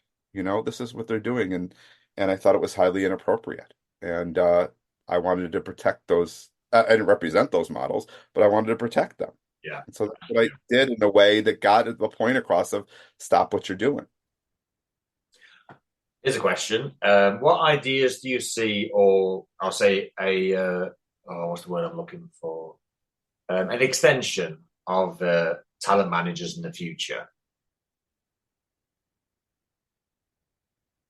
Can you elaborate more on that for It's me? kind of like, so you do what you do now. Is that, do you see an extension of talent managers, their roles, responsibilities in the future? No, I think it's going to still pretty much stay the same that it's always stayed because that's, at least I prefer because, um, be good at something that you do. If you add something, it dilutes how good you are. I, Yeah. I, I know it's a poor wording choice, but gets the point across of what my feelings are. So I've struggled with wording throughout this, so I wouldn't worry about it, mate. Um, so if there was a movie based on your life, who would you like to play you? So you're expecting Big me to Ryan say like Gosling. I'm already married to Ryan Gosling. You know that. I do know that actually. Yeah, you do know. You do know that I'm married to my husband looks like Ryan Gosling. So, that everyone, even at CK, everyone knows that. Even he even intimidates the straight models that we represent, the straight guy models. They get very intimidated by him. But so I'm already married to Ryan Gosling. So I guess Ryan Gosling would play my husband in that case. To play me, I don't know. I could say I could go with who people say I look like. And then I can go with people like I could say the Brad Pitts and the Zac Efrons of the world. Which do you prefer me to answer that way? How about both? Um, so fantasy wise, someone to play me. Um, I think if Ryan Gosling was playing my husband, I'm sure my husband would want Dave Franco to play me, in that aspect. But people say in person, people have said to me that I look like a cross between Bruce Willis and Jason Statham. So I guess that's who would have to play me. One of them. Yeah, nominate. Fair enough. We'll see if Jason Statham's got any availability for you one day. Yeah, to play me in my biopic. Yeah. Who is the or who is a select people that you haven't met yet, but obviously would like to?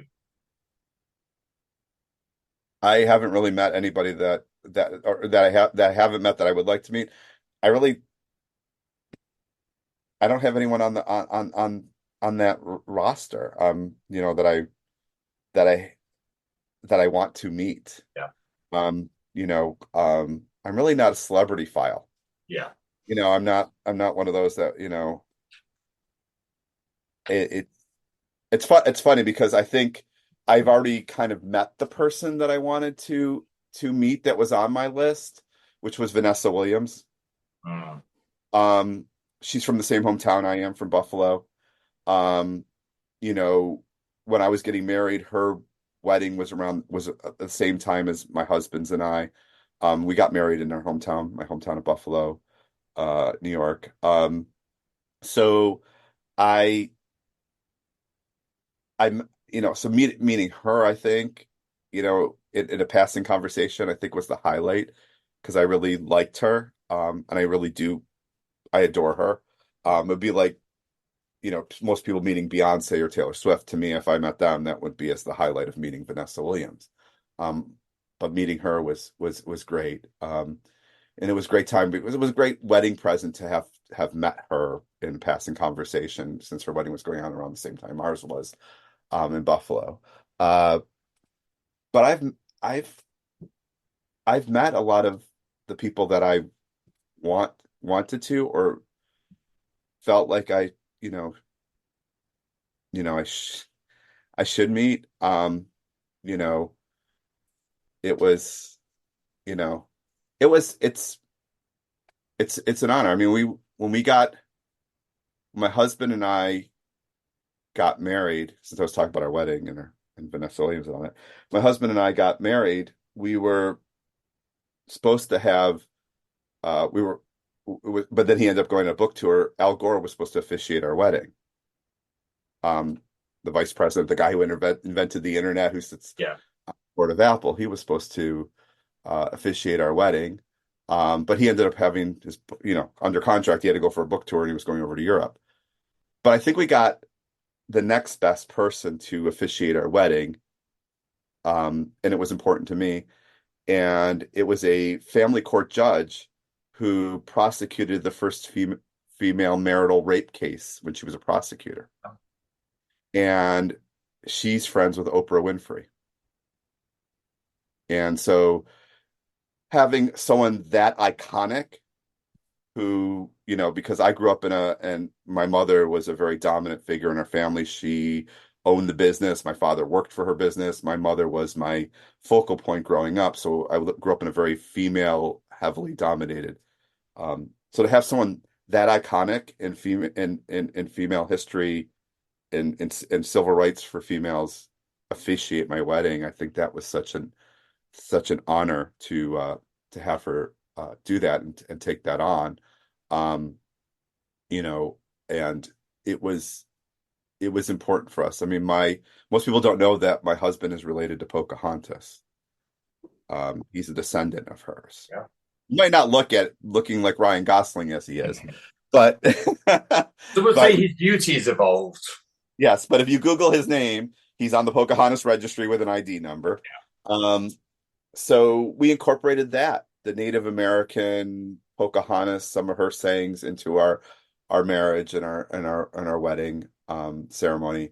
I think it was important. I mean, his mom wanted the traditional wedding vows, so we did those. But then when we had our own time of the ceremony to do our own vows, we, added, um, stuff in there from Pocahontas and such of her sayings and stuff in there. I think that was important to incorporate things from both of our backgrounds into that ceremony. But meeting Vanessa Williams was probably one of the highlights. I've met many talent, and I don't have anyone on the list. I mean, if I did have talent still on the list or actors that I would want to meet, they're probably people from the 70s and 80s. And most of them right now are dying off anyways. No, Yeah. sorry to say, but as we all get older, people around us die off. Mm. But they would be the ones that I probably would meet because they were so iconic to me, nowadays. I think those are people that would be on my list to meet. So, I probably would get more excited about meeting someone from the Brady Bunch than I would from, meeting Taylor Swift. Yeah. No offense, but Oh, I'll take him, mate. because I know you like Taylor I do. Swift, I do like Taylor a lot. I yeah, like her as good. a person. This might actually surprise you, but Taylor isn't exactly on my. She's not even in my top 10 list, mate, of people, or top Really? five, sorry, of people who I wish I could meet that are still here or aren't here. Probably the top three would consist of Leonard Nimoy, Oh, good big Star choice. Trek fan. I literally grew up watching Star Trek. Me too. Wrath of Khan has always been my favorite Star Trek movie. Plus, that's how I got my love of Shakespeare as well. I don't really say it on podcasts that much, but because of Wrath of Khan, I fell in love with Shakespeare. Mm, Wes Craven would be number two. good choice. I grew up watching a lot of horror, even when I got my mum and dad to buy me Predator when I was 8 years old, even though I really shouldn't have. I know, mate, and probably Tony Scott, who's no longer here, with so Ridley Scott's brother. Loved his movies growing up. Big Top Gun fan when I grew up.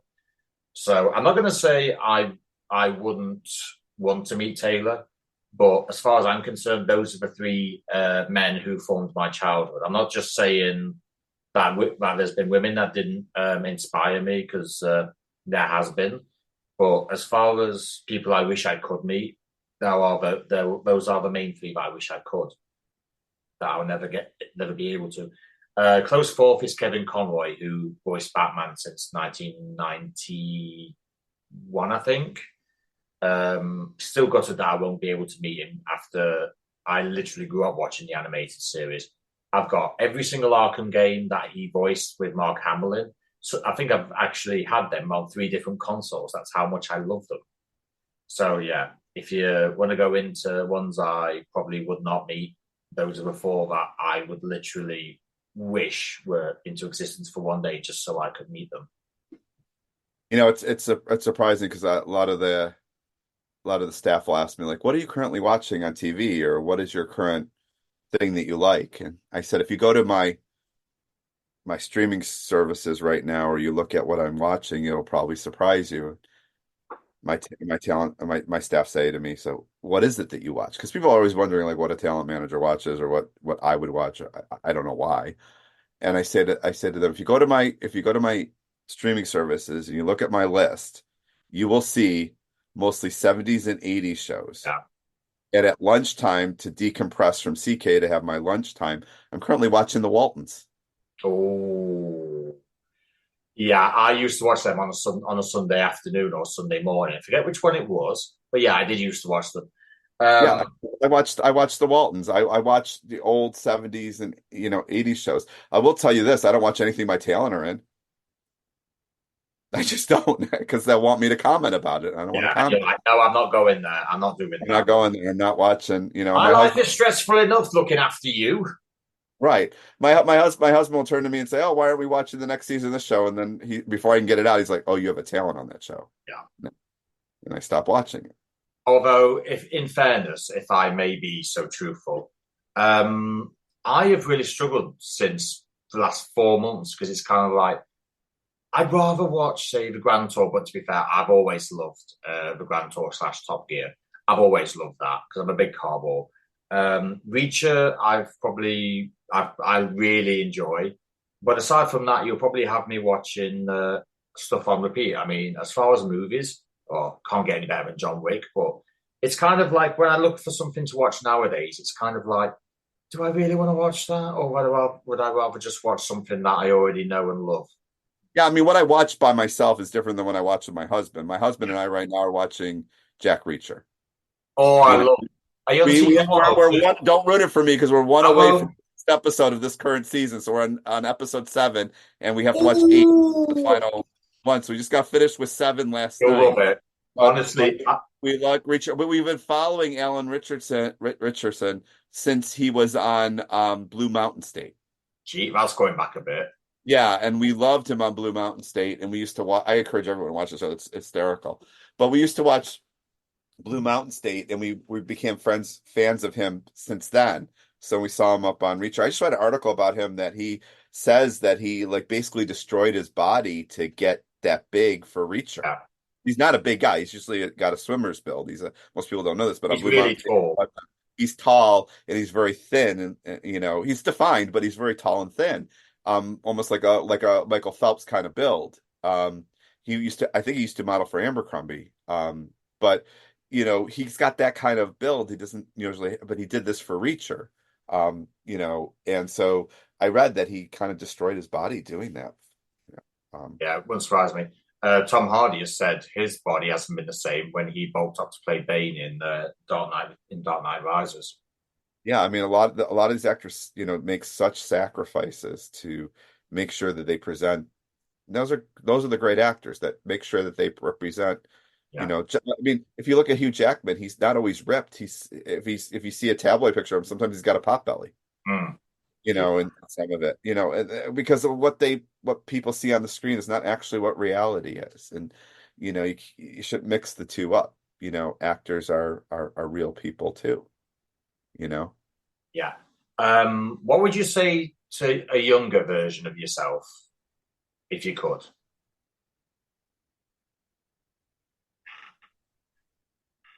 I would say don't stay in the closet for so long as you did.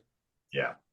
There's good things out there, and you will find somebody someday that will love you for who you are and will see things that you're about to say or do before you're able to do them because they'll know you that intimately that they can forecast what you're going to do.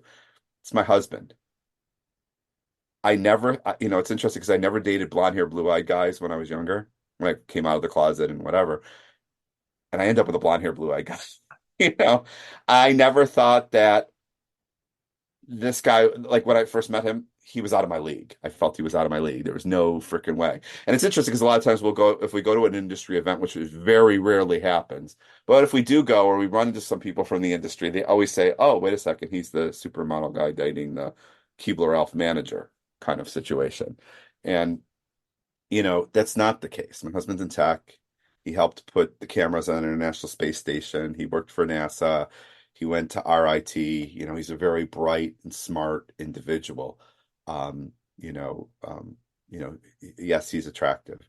Um, but I just never thought I would end up with some of this. So my younger self, I'd say it'll all come together, but don't put away your years of staying in the closet and not being yourself and not being true to who you are, because right after I came out of the closet, I went into a 9-year relationship, and that person was very much in the closet. And so it kind of fit then. Wasn't until I started dating my husband, and I remember, and this is funny how long my husband and I have been together. We were coming out of a Blockbuster video store. And yes, my husband, as he gets older, he still looks like he's 22. It just drives me crazy. I have to put all this like moisturizer on myself. He doesn't have to. But anyways, we were coming out of a Blockbuster video store, and it was public in a regular suburban area, and he put his arm around me. And he probably doesn't even know that that's the first time I felt that I could publicly express, Yeah. you know. And so my earlier self was very closeted in that aspect. And I would say to myself, don't waste the years. I wasted so many years worrying about what people thought, and not only about me, but what if I told them that I was gay? Yeah. All this what if stuff. And um, I would say to my younger self, don't stay in the closet for so long. Be true to yourself. Be who you are. Um, I know everyone's bursting out of the closets nowadays in modern society. Everyone's just running out of it. But back But then, it wasn't really as straightforward as that. I'm sorry? Back then, it wasn't as straightforward as that. Back when I was growing up in a steel town. My dad worked for a steel company. It was a very blue collar town. Guys would drink beer on the weekends and sit out on the back porch. It was I would go to places, pool halls with my dad and stuff like that, very masculine kind of places. And he would hang out in garages with other mechanics. And it was a very, masculine in environment. And, here's me. And um, I felt I couldn't. I felt I couldn't come out to my parents. I felt that I couldn't come out to my friends. I felt that, but then on the flip side, when I was talking earlier about me getting married, when I got married to my husband, I hid out in high school, but I had high school friends come to my wedding. I couldn't believe it. They just wanted to see the ceremony. So they came to the ceremony, and they just wanted to be observers, like, you're at, at a stadium somewhere or whatever. They would literally come to my wedding just to see. I said, well, look, I can't have you all come to my reception, kind of thing. And they said, no, no, no, we just want to see you married. I had a friend, and she's still around, Nicole. I've been friends with her since I was 2 or 3 or 4 years old. She was going to the hospital for surgery. She turned to her doctor and said, "I'm going to this guy's wedding, postpone my surgery." And the doctor said, "You have a choice. You can go to the wedding and then die, or you can have the surgery." Because she wanted to see me married. So taking all that in about these people that I was so scared of telling and coming out of the closet to, coming now to my wedding and seeing it, the girls that I dated while I was in the closet, they're still friends with me. My ex-girlfriends are still friends with me. They're now married to guys with children and are mothers, but they're still friends with me. I have a private Facebook that I keep just for friends, and they're friends with me on there. I'm friends with, I mean, who could say that? You're friends with all your ex-girlfriends. I I mean, know. not many people can. How many people could say you have friends going back to second grade in elementary school, year one or year two, that you're still friends with? Not many people can say that. I can say that about a few, but that's it. No, that's it's just a handful of people can say that. I have friends that I've been friends with in second grade, and we've been through it, and they're married with kids and wives and all that, and I'm still friends with them, Yeah. you know. Um, and so I, I think that I know it was a long answer, but to my prior self, don't stay in the closet for so long. People will like you. People will care about you. People will care about your story. And I say that to everybody. Anybody who's in the closet, it doesn't have to be because you're gay, but anybody who's in the closet for whatever reason, Hmm.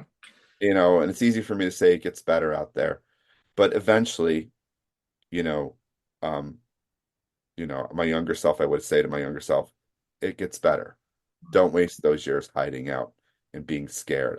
When I was younger, even though I worked for these big, powerful people, like I said early on, Yeah. I was still a scared little, you know, guy Scared of out there in society. So I was still scared of my own shadow. Now I'm not. Now you know me as something completely different years later, but now Oh, I'm not. yeah. I'm going to say, I bet your shadow would be scared of you if it looked at you wrong. Do you want to know what mine is? What? What my, what I would Yeah, what tell you. I was saying, what is your I've had a history of seizures since I was 16 years old. oh, I do actually say this quite a bit, so it's not exactly a secret. But when you're 16 years old, you've got the world at your feet. You're planning the rest of your life. You're planning start driving, which you've loved since you were a young age, and then something happens that you can't explain. Nobody can explain. And you're petrified about what's going to happen. You just want someone to tell you that there is light at the end of the road. It will get better as time goes on. I never had that, and I think that's probably what scared me the most. It's like, do we know what's causing them? No, we don't. And that kind of didn't really help.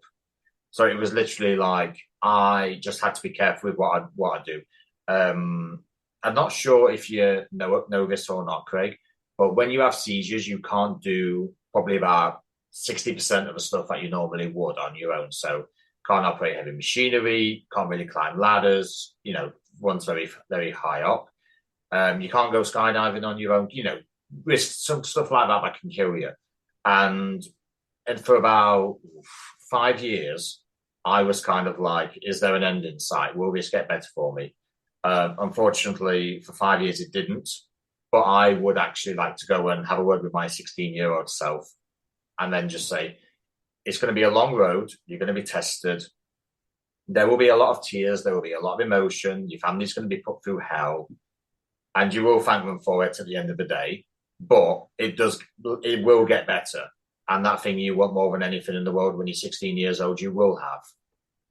It will take a while, but you will have it. yeah, it's and I think that's, both of our stories I think is Yeah. are very admirable and survival stories. And I think that, you know, again, I try to bring that to my talent, saying, you're going to get through it. Don't rush it. You can't rush it. You couldn't rush your diagnosis, and I can't rush myself coming out of the closet. It had to be done when appropriate. We can go back and tell our old selves that we'll get better. But I try to, that's why I say like a lot of that's why when I was saying earlier that some of the talent's friends can't believe I represent them, it's because I always fight for the underdog because I knew what it was like to hide out in a closet and I knew what it was like to be the underdog in hiding myself. And I want those talent not to hide themselves. I want to give them an uplift. And so when I represent them, I try to do that. You can't do it for everybody. There's some that are not, you know, you can't help everybody because and some of them can't help themselves. So sometimes you end up, losing some talent or clients, but you know, I still try to stay true to that, and Jonathan is my division director for sports. He's a very religious man. We're complete opposites. I'm white, he's African American. Um, you know, uh, he goes to church twice a week and does Bible study, and I'm, you know, a liberal gay guy. He's straight. Um, but he calls me his brother. We've been together for many years. And, you know, he he's very supportive of me um in every aspect. And, he sees in fighting for the underdog too. There's some commonalities between us, because he was. But nobody will mess with him. I've gone after universities for trying to mess with his former alumni university. They didn't understand why they were sending him interns, and I went in there and told them to hold my beer, and I went after the university, and said, and they then started sending the interns to his program again at the agency. So, you know, and I've been through some stuff with him, John's been with me for a long time now, so he's seen me at the good and the bad stuff. But I think fighting for the underdogs is what it is, and I think I see that in you too, Dean, with the podcast you do. You want everyone's story to be known. Yeah, You want to have an archive and a library of everyone's story to be known through these interviews. yeah, because not many people get that opportunity. They don't. Many people don't get to stand on a stage or open up a jewelry box and hear applause. Yeah, that went a bit emotional there, didn't it? Yeah, Right. that went the toughest questions at the end, right? Yeah, the Oh yeah, toughest yeah. emotional The, draw questions at the the end. toughest one probably won't be asked by me, as in I will ask it, but I didn't think of it. So what we started doing on podcast recently is something called the movie wall, where we take a movie. We'll say, for instance, we'll say Godfather, for instance, because it Mhm. is probably one of the best movies ever done. And we decide which hall it will go in. So does it go in shame, lame, disclaim, fame, or name? So basically, it goes from absolute garbage all the way to, we'll say, priceless, we'll say. So all I need from you is a movie that we have to do one day. And as Sam critics movies, he would like three movies that you specifically would like him to review. That I'd like Sam to review. Ah, interesting. Um, Do bear in mind his list is probably about 10 miles long and we're not even sure when he'll do it. well, But he will get to them eventually. one of them, which I watched and I can't freaking understand. So Sam doing a review of this would greatly help me understand whether it's a bad movie or a good movie because I kind of left it like I could have seen it, I could have not seen it. It really didn't impact me. And a lot of people are going to be surprised by it. But American Graffiti, Oh, that's a good one. I kind of just eh, eh, eh. I was like, meh. I'd like to know his perspective on that. I'd like to actually see a review of it.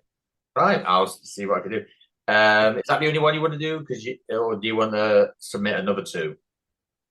Um, Ones that I would you know, love, I mean, most of my stuff's going to be old stuff. So I don't think that matters probably to before Stan was born, right? It's like, um, uh, this, any other movies that like to see, um, reviewed.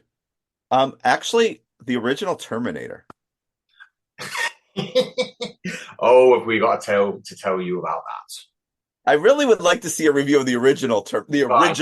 original first time Arnold Schwarzenegger was there and he walked out and said, "Give me your jacket," and the whole with the glasses and the whole bit. Like I want to see the original raw director's cut Terminator review, the original review of that with him. Right. Would you like to know a tale about that? Sure, We tell me. actually found this out. I think it was first podcast of the year. Sam has never seen the first two Terminator movies. Really? Yeah, and me and Joe have literally said to him, "You must review them." So, but we have said he has said he will review them, and we have said we will not say anything, even though we do kind of say something.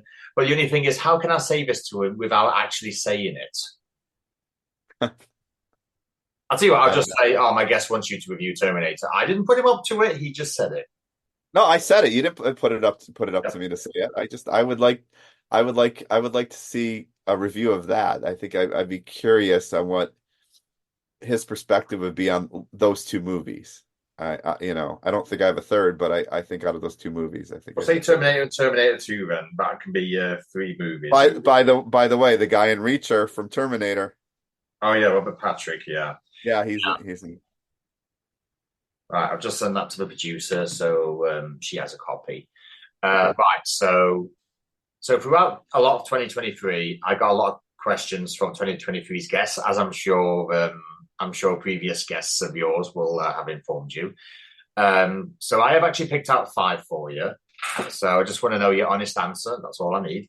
Sure. Uh, First one actually kind of was the second one I had on the board, but it was absolutely probably that. This one actually set the bar for as far as these questions go, and I don't really think anyone genuinely did afterwards. Um, so when you look back on your life, what is your sliding doors moment? Hmm. Can you tell me what sliding doors means? I know It's I it's know a there's a movie. Yeah, Oh it's yeah. the movie with John Hannah and Gwyneth Paltrow where there's two versions. There's the version where she catches the train and the version where she misses the train. But I don't know what the saying. If I so if I would have gotten on the train or missed the train, like those kind of moments. Yeah. So what would be Yeah. your sliding doors moment? Ooh, this is gonna be deeply personal again. Isn't that what we've literally been for like the last half an hour? Um, Whether I decided to go back for my graduate program at my law school, like the postgraduate program at my law school to get the higher LLM degree, or ended up in my first relationship Oh, and moved to Florida. nice. Shout out to Callie Johnson who actually came up with that question. Actually, That's a good question. see, That would be see my. what I mean by setting the bar that high. But hey, if I didn't have all that, then I wouldn't be married to my Very husband. true. Very true. The other four I've chosen. Well, I'll say I've chosen from everyone here. One of them I actually had to put in because Joe didn't say it, even though I did tell him to. So the producer's question is: if you could go back in time to any era, and I think you already have answered this, where would you go? So I'm guessing 60s, 70s, 80s, 90s, noughties is what she primarily means. I know where I would go, but I would then have to be back in the closet again. Yeah. But I would go back to like the 30s to the like 30 to 45. So from 1930 to 1945, that era. Wow. That's a good The one. Charleston, the swing dancing, like I love all of that stuff. Mm, I live in the United States, obviously, because I don't can't deal with the bombing that would happen in your guys' country. yeah. But yeah, during that time, I think I would still love to be a gay man during that time, but I would just I love that time. I love the outfits Yeah. and the America was and the Americana and the whole bit. I don't, again, I would have to, be in the closet back then, but I did love the whole Americana of that era. That is the era that I'm most drawn to. Yeah. So my first question, because I actually put two, as you know, what movie quote would you like on your tombstone? And in extension, what line from a song would you like on your tombstone? I have a feeling your answer is going to be the same as mine. Really? Yeah. Probably, Uh, probably, probably not for my tombstone. I probably would say he came, he saw, and he departed. nice. Do you want to know what mine is? What? I don't want to be the only asshole in heaven. Uh, why does everyone think I'm like? Why does I guess my percent Your my reputation precedes you, sir. That's what yeah. you know how important reputation is. Yeah, I'm not you've known me for a while now. I'm not a I am tough actually. cookie, but I'm a little teddy bear. Yeah, but yeah, no, I like that one. That could be right underneath there. He came, he saw, departed, he left. What was the other thing for the other What part? line from a song would you like on your tombstone? Um, Well, you have a bit of a think of it. I'll tell you what, I've got many, but one that comes to mind is since you've been gone, I can breathe for the first time. oh, I played that when I got my first breakup with that 9-year relationship. I played that song, that Kelly Clarkson. This is So, also the same Kelly Clarkson who doesn't recognize that song as well. hmm. I would, I don't know, maybe it's maybe a song that I don't know because I know that you have other questions and I think there's one of the questions coming up about like something about like what my favorite movie is or something. I think there's something that you maybe be asking. So, but the song relates to that movie. Most people don't know, but do you know where you're going to? That's actually a bit of enlightenment, actually. That's Really? quite right. Yeah. If someone saw that, like, do you know where you go? Do you know where you're going to? That'd be a case of. I bet a lot of people would say, actually, I don't. I generally don't. So the question I've done on Joe's behalf, I'm a big petrol head, as I've already said, and I'm a big fan of Grand Tour. So if you could do a Grand Tour style trip, where would it be, and what would car would you use? I'll give you an instance for mine. I've actually got. I would actually choose from four. It would be where would it be? It would be in Australia. I think it would be Sydney to Adelaide. It would be East Coast to West Coast because you would be going with the time instead of going against it. Um, Saudi Arabia to Abu Dhabi. Yes, it would be quite hot, but I would love it anyway. And I would actually call this the Land's End to John O'Groats Challenge in England, where you go from the Northern East racetrack, which is Knockhill in Fife in Scotland, all the way down to Thruxton, I believe it is in Hampshire. So you're kind of going from north to south. And the car I would choose, actually, there is a lot of cars I would choose. But if you had to literally put me on the spot, I would probably say Koenigsegg Gemera. It's a very fast car and it's worth about $3 million, if not more. That sounds like my 17-year-old actor who had to drive a Bugatti in The Gentleman coming out of Netflix.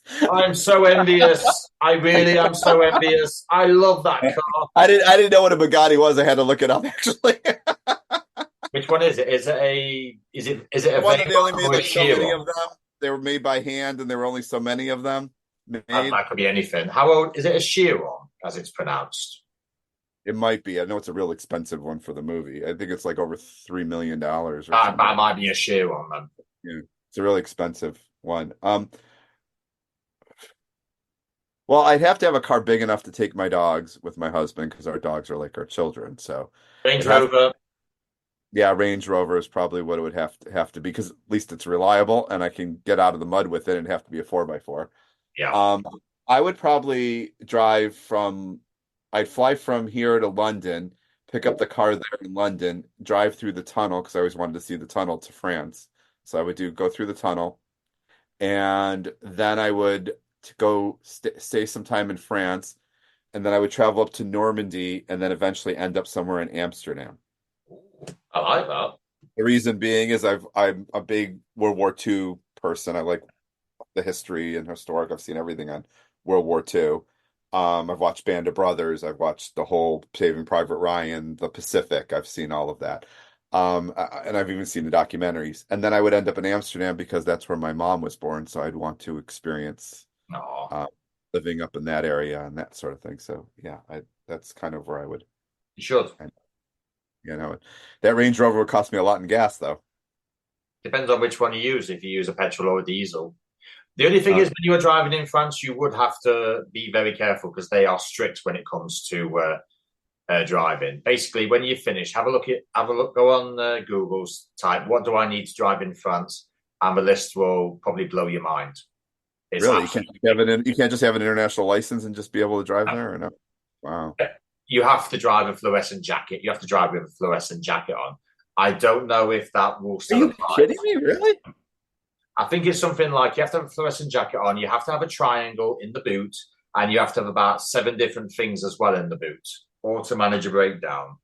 I haven't really checked it recently, but I know it is absolutely stupid. Whereas in England, One of my neighbors got a speeding ticket in France on the highway, and it was a nightmare to pay that speeding ticket from they're over. very strict with they're very Yeah, strict. it was a nightmare for her. She had lots of emails going back and forth with the municipality over there. It was ridiculous. She was telling me. So I know about the speeding ticket stuff. You know, her husband was speeding like crazy, but he was going a few kilometers over the limit or something. Yeah, And it was just they nabbed him. And they have like photography or cameras on the highway. They don't even have like us over here. We have speeding zones, speeding police that do with the radar gun. yeah, Over there, the radar, cameras. yeah. But that's Word of warning: never go to Finland. really. They do not. They do not charge. They do not fine you a flat rate. They fine you based on how much you've actually earned. What, your income?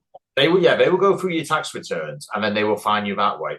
I seem to remember the tale of a guy who was, I believe he was a sausage magnate, and he got fined something like 120,000 euros. Oh, Jesus. Yeah, so don't drive in Finland. Make sure somebody else. Make sure Tyler drives for you if you ever go to Finland. Tyler and I would be Tyler, my assistant, him and I would be a funny we laugh all the time. You know, him and I laugh all the time. But yeah, I'd make him drive. Yeah. Samwise has asked, what is your go-to film when you need a little morale boost? See, this is the one I was waiting for. I The one said he's earlier. waiting for. So it alludes to what was on my tombstone. But the movie that is my go-to movie, and I own it on DVD, I own it on VHS, and I own it on streaming, and people will, even my talent will never guess this, is my go-to movie. But it's Mahogany. Ooh. That is my ride or die movie that I go to when I need to pick me up, when I'm feeling sad, when I'm feeling whatever. Mahogany is about, I think it's Diana Ross is in it, and there's this struggling, model lady and how she's taken advantage of by the industry and everything. It's like my go-to thing for this emerging phoenix by the end of the film, kind of thing. And I look at it, and I've been watching it before I started, CK. This is something that's been with me for a very long time, even dating way back to the 90s, her film. Um, and it's just about this underdog and, all these people, taking advantage of you and people saying you can't do it and, whatever. And we've all had those in our lives. And then her emerging at the end, out of this, realizing that the true power was in herself. So Mahogany is my, movie that I go to. Fair enough. So obviously, as you know, as many of your talent knows, I asked people last year to do a quiz for this year. So if I happen to do one next year, I'm sort of between yes and no for doing it. But if I do decide to do it, would you like to leave a question for the class of 2025? Sure. Go on, Craig, set the bar real high, like Callie did. Um, so I have to give you a question to add to the list. Is that what this is? Basically, you are the start of the list. Like I Oh, I said, see. you're setting the bar. You know, all it's pressure, mate. I know it's a lot of pressure you're putting on me Heavy now. pressure. I'm trying to think of like some introspective Socrates kind of, thing to say, but if you Go on, say if what's on your if you had to look deep inside yourself and put yourself in a room where you shut the door, nobody's around you, you're alone, yeah. and you could phrase this however you want as the question, and you had to do an introspective audit of yourself. What topics would you cover in that audit? Ooh. So you're in isolation, Right. You're in right? isolation. Nobody's around you. No family members. No noise. No social media. No phones. No computers. No nothing. You're just in a room like one of those float tanks, and Mhm. you had to do an introspective audit of yourself, a real, true audit of yourself. What would be the topics that you would focus on to cover? Because when you focus on those topics, then it really tells the interviewer a lot about yourself, because those are the topics in which you choose. And you do a true audit of yourself. No lies, just truth. Yeah. No lying to yourself, no nothing, just had to do a straight, sterile audit of yourself. So you're in isolation. You do a true audit of yourself. No lies, just truth. What would your topics be? Right. What topics to yourself internally you would cover.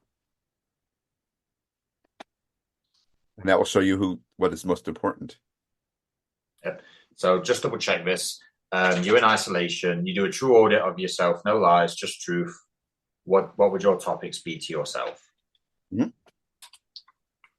Add yourself in. Right, that's it. So last question from Dear Samwise. If you could inhabit any realm from, I'll say movie land, you're not really a video gamer, are you? No. Nah, we'll say movie land just on this occasion, but for future use, there will be video games as well. What would it be, and why have you chosen it? Can you say the question again? I'm sorry. got lost in there. So if you could inhabit any realm from any Oh, movie, what would it be, and why would you choose it? from any movie, what realm I would. Well, there is movie, but I'm assuming it can also include TV series as well. Oh, come on, that would be easy for me. Go on then. I mentioned the show earlier, Waltons. I've mentioned Dave Waltons. Yeah, because that's during the 1930s, 1940s, like in there. That would be the realm that I would inhabit. My husband would probably say Game of Thrones because he likes Kit Harington, but I would say Waltons. That's like That me would. saying Game of Thrones because I like Emilia Clarke, which I Yeah, actually do, to be honest. I do. I love Emilia Clarke to pieces. it was my one of my clients was in a movie opposite Sophie Turner, Oh, and that was an interesting. It was a movie called Josie that she's in, and it was quite interesting. He got along really well with her, and she's a very nice person. But he had a very interesting experience on that set. So that kind of sticks out with me. But he had done a movie with her. Sophie Turner was actually born in the same county as me. She was born about, oh, how far is Northampton from here? I'd probably say about 40 odd mile away from me, just for a rough Oh, estimate. But yeah, wow. she was born 40 mile away from me. And then she moved to Warwickshire, which is West Midlands, which is just across. And then I can't remember where else she lived, but I think she was basically born in East Midlands, which is where I'm from, and she was raised in West Midlands, which is just next door. It goes to Wow. say something about us from East Midlands, doesn't it? Yeah, you end up having a lot of good actors come from where you guys are. A lot of good people. Yeah. Not that I like to gloat, but You sometimes should. I will gloat then from now on. Craig, I, I I absolutely gloat. I gloat where I'm from too. I mean, we've had Vanessa Williams come out of us. We've had yep, uh, Chad Michael Murray has come out of Buffalo. He was just I at the know Chad Buffalo Michael. Opening the other. I know of Chad Michael Murray. Yeah, he the One Tree Hill guy. Yeah, He's from Buffalo too. He's a big, huge Buffalo supporter, and he also supports the Buffalo team. He was just at the Buffalo Bills game, the one that Taylor Swift was at this yeah. past weekend. But yeah, I mean, be proud of where you come from. Hmm. Be proud of the people that come out of your area. Honestly, Craig, I have absolutely no idea how long this has been, but I'm pretty sure this is probably a new record. I'm pretty sure. I'll get the producer to confirm it when she edits everything. But seriously, mate, thank you so much for coming on. It's been an absolute honor. And to be honest with you, this has been more like a teaching. It's not so much an interview. It's like you must do this, you must do that. Make sure that this happens. Make sure this doesn't happen. But yeah, it's been very insightful, and I'll make sure that it's promoted quite well. I hope it was insightful, and I hope it was It helpful was. to people out there. Just remember, reputation's everything.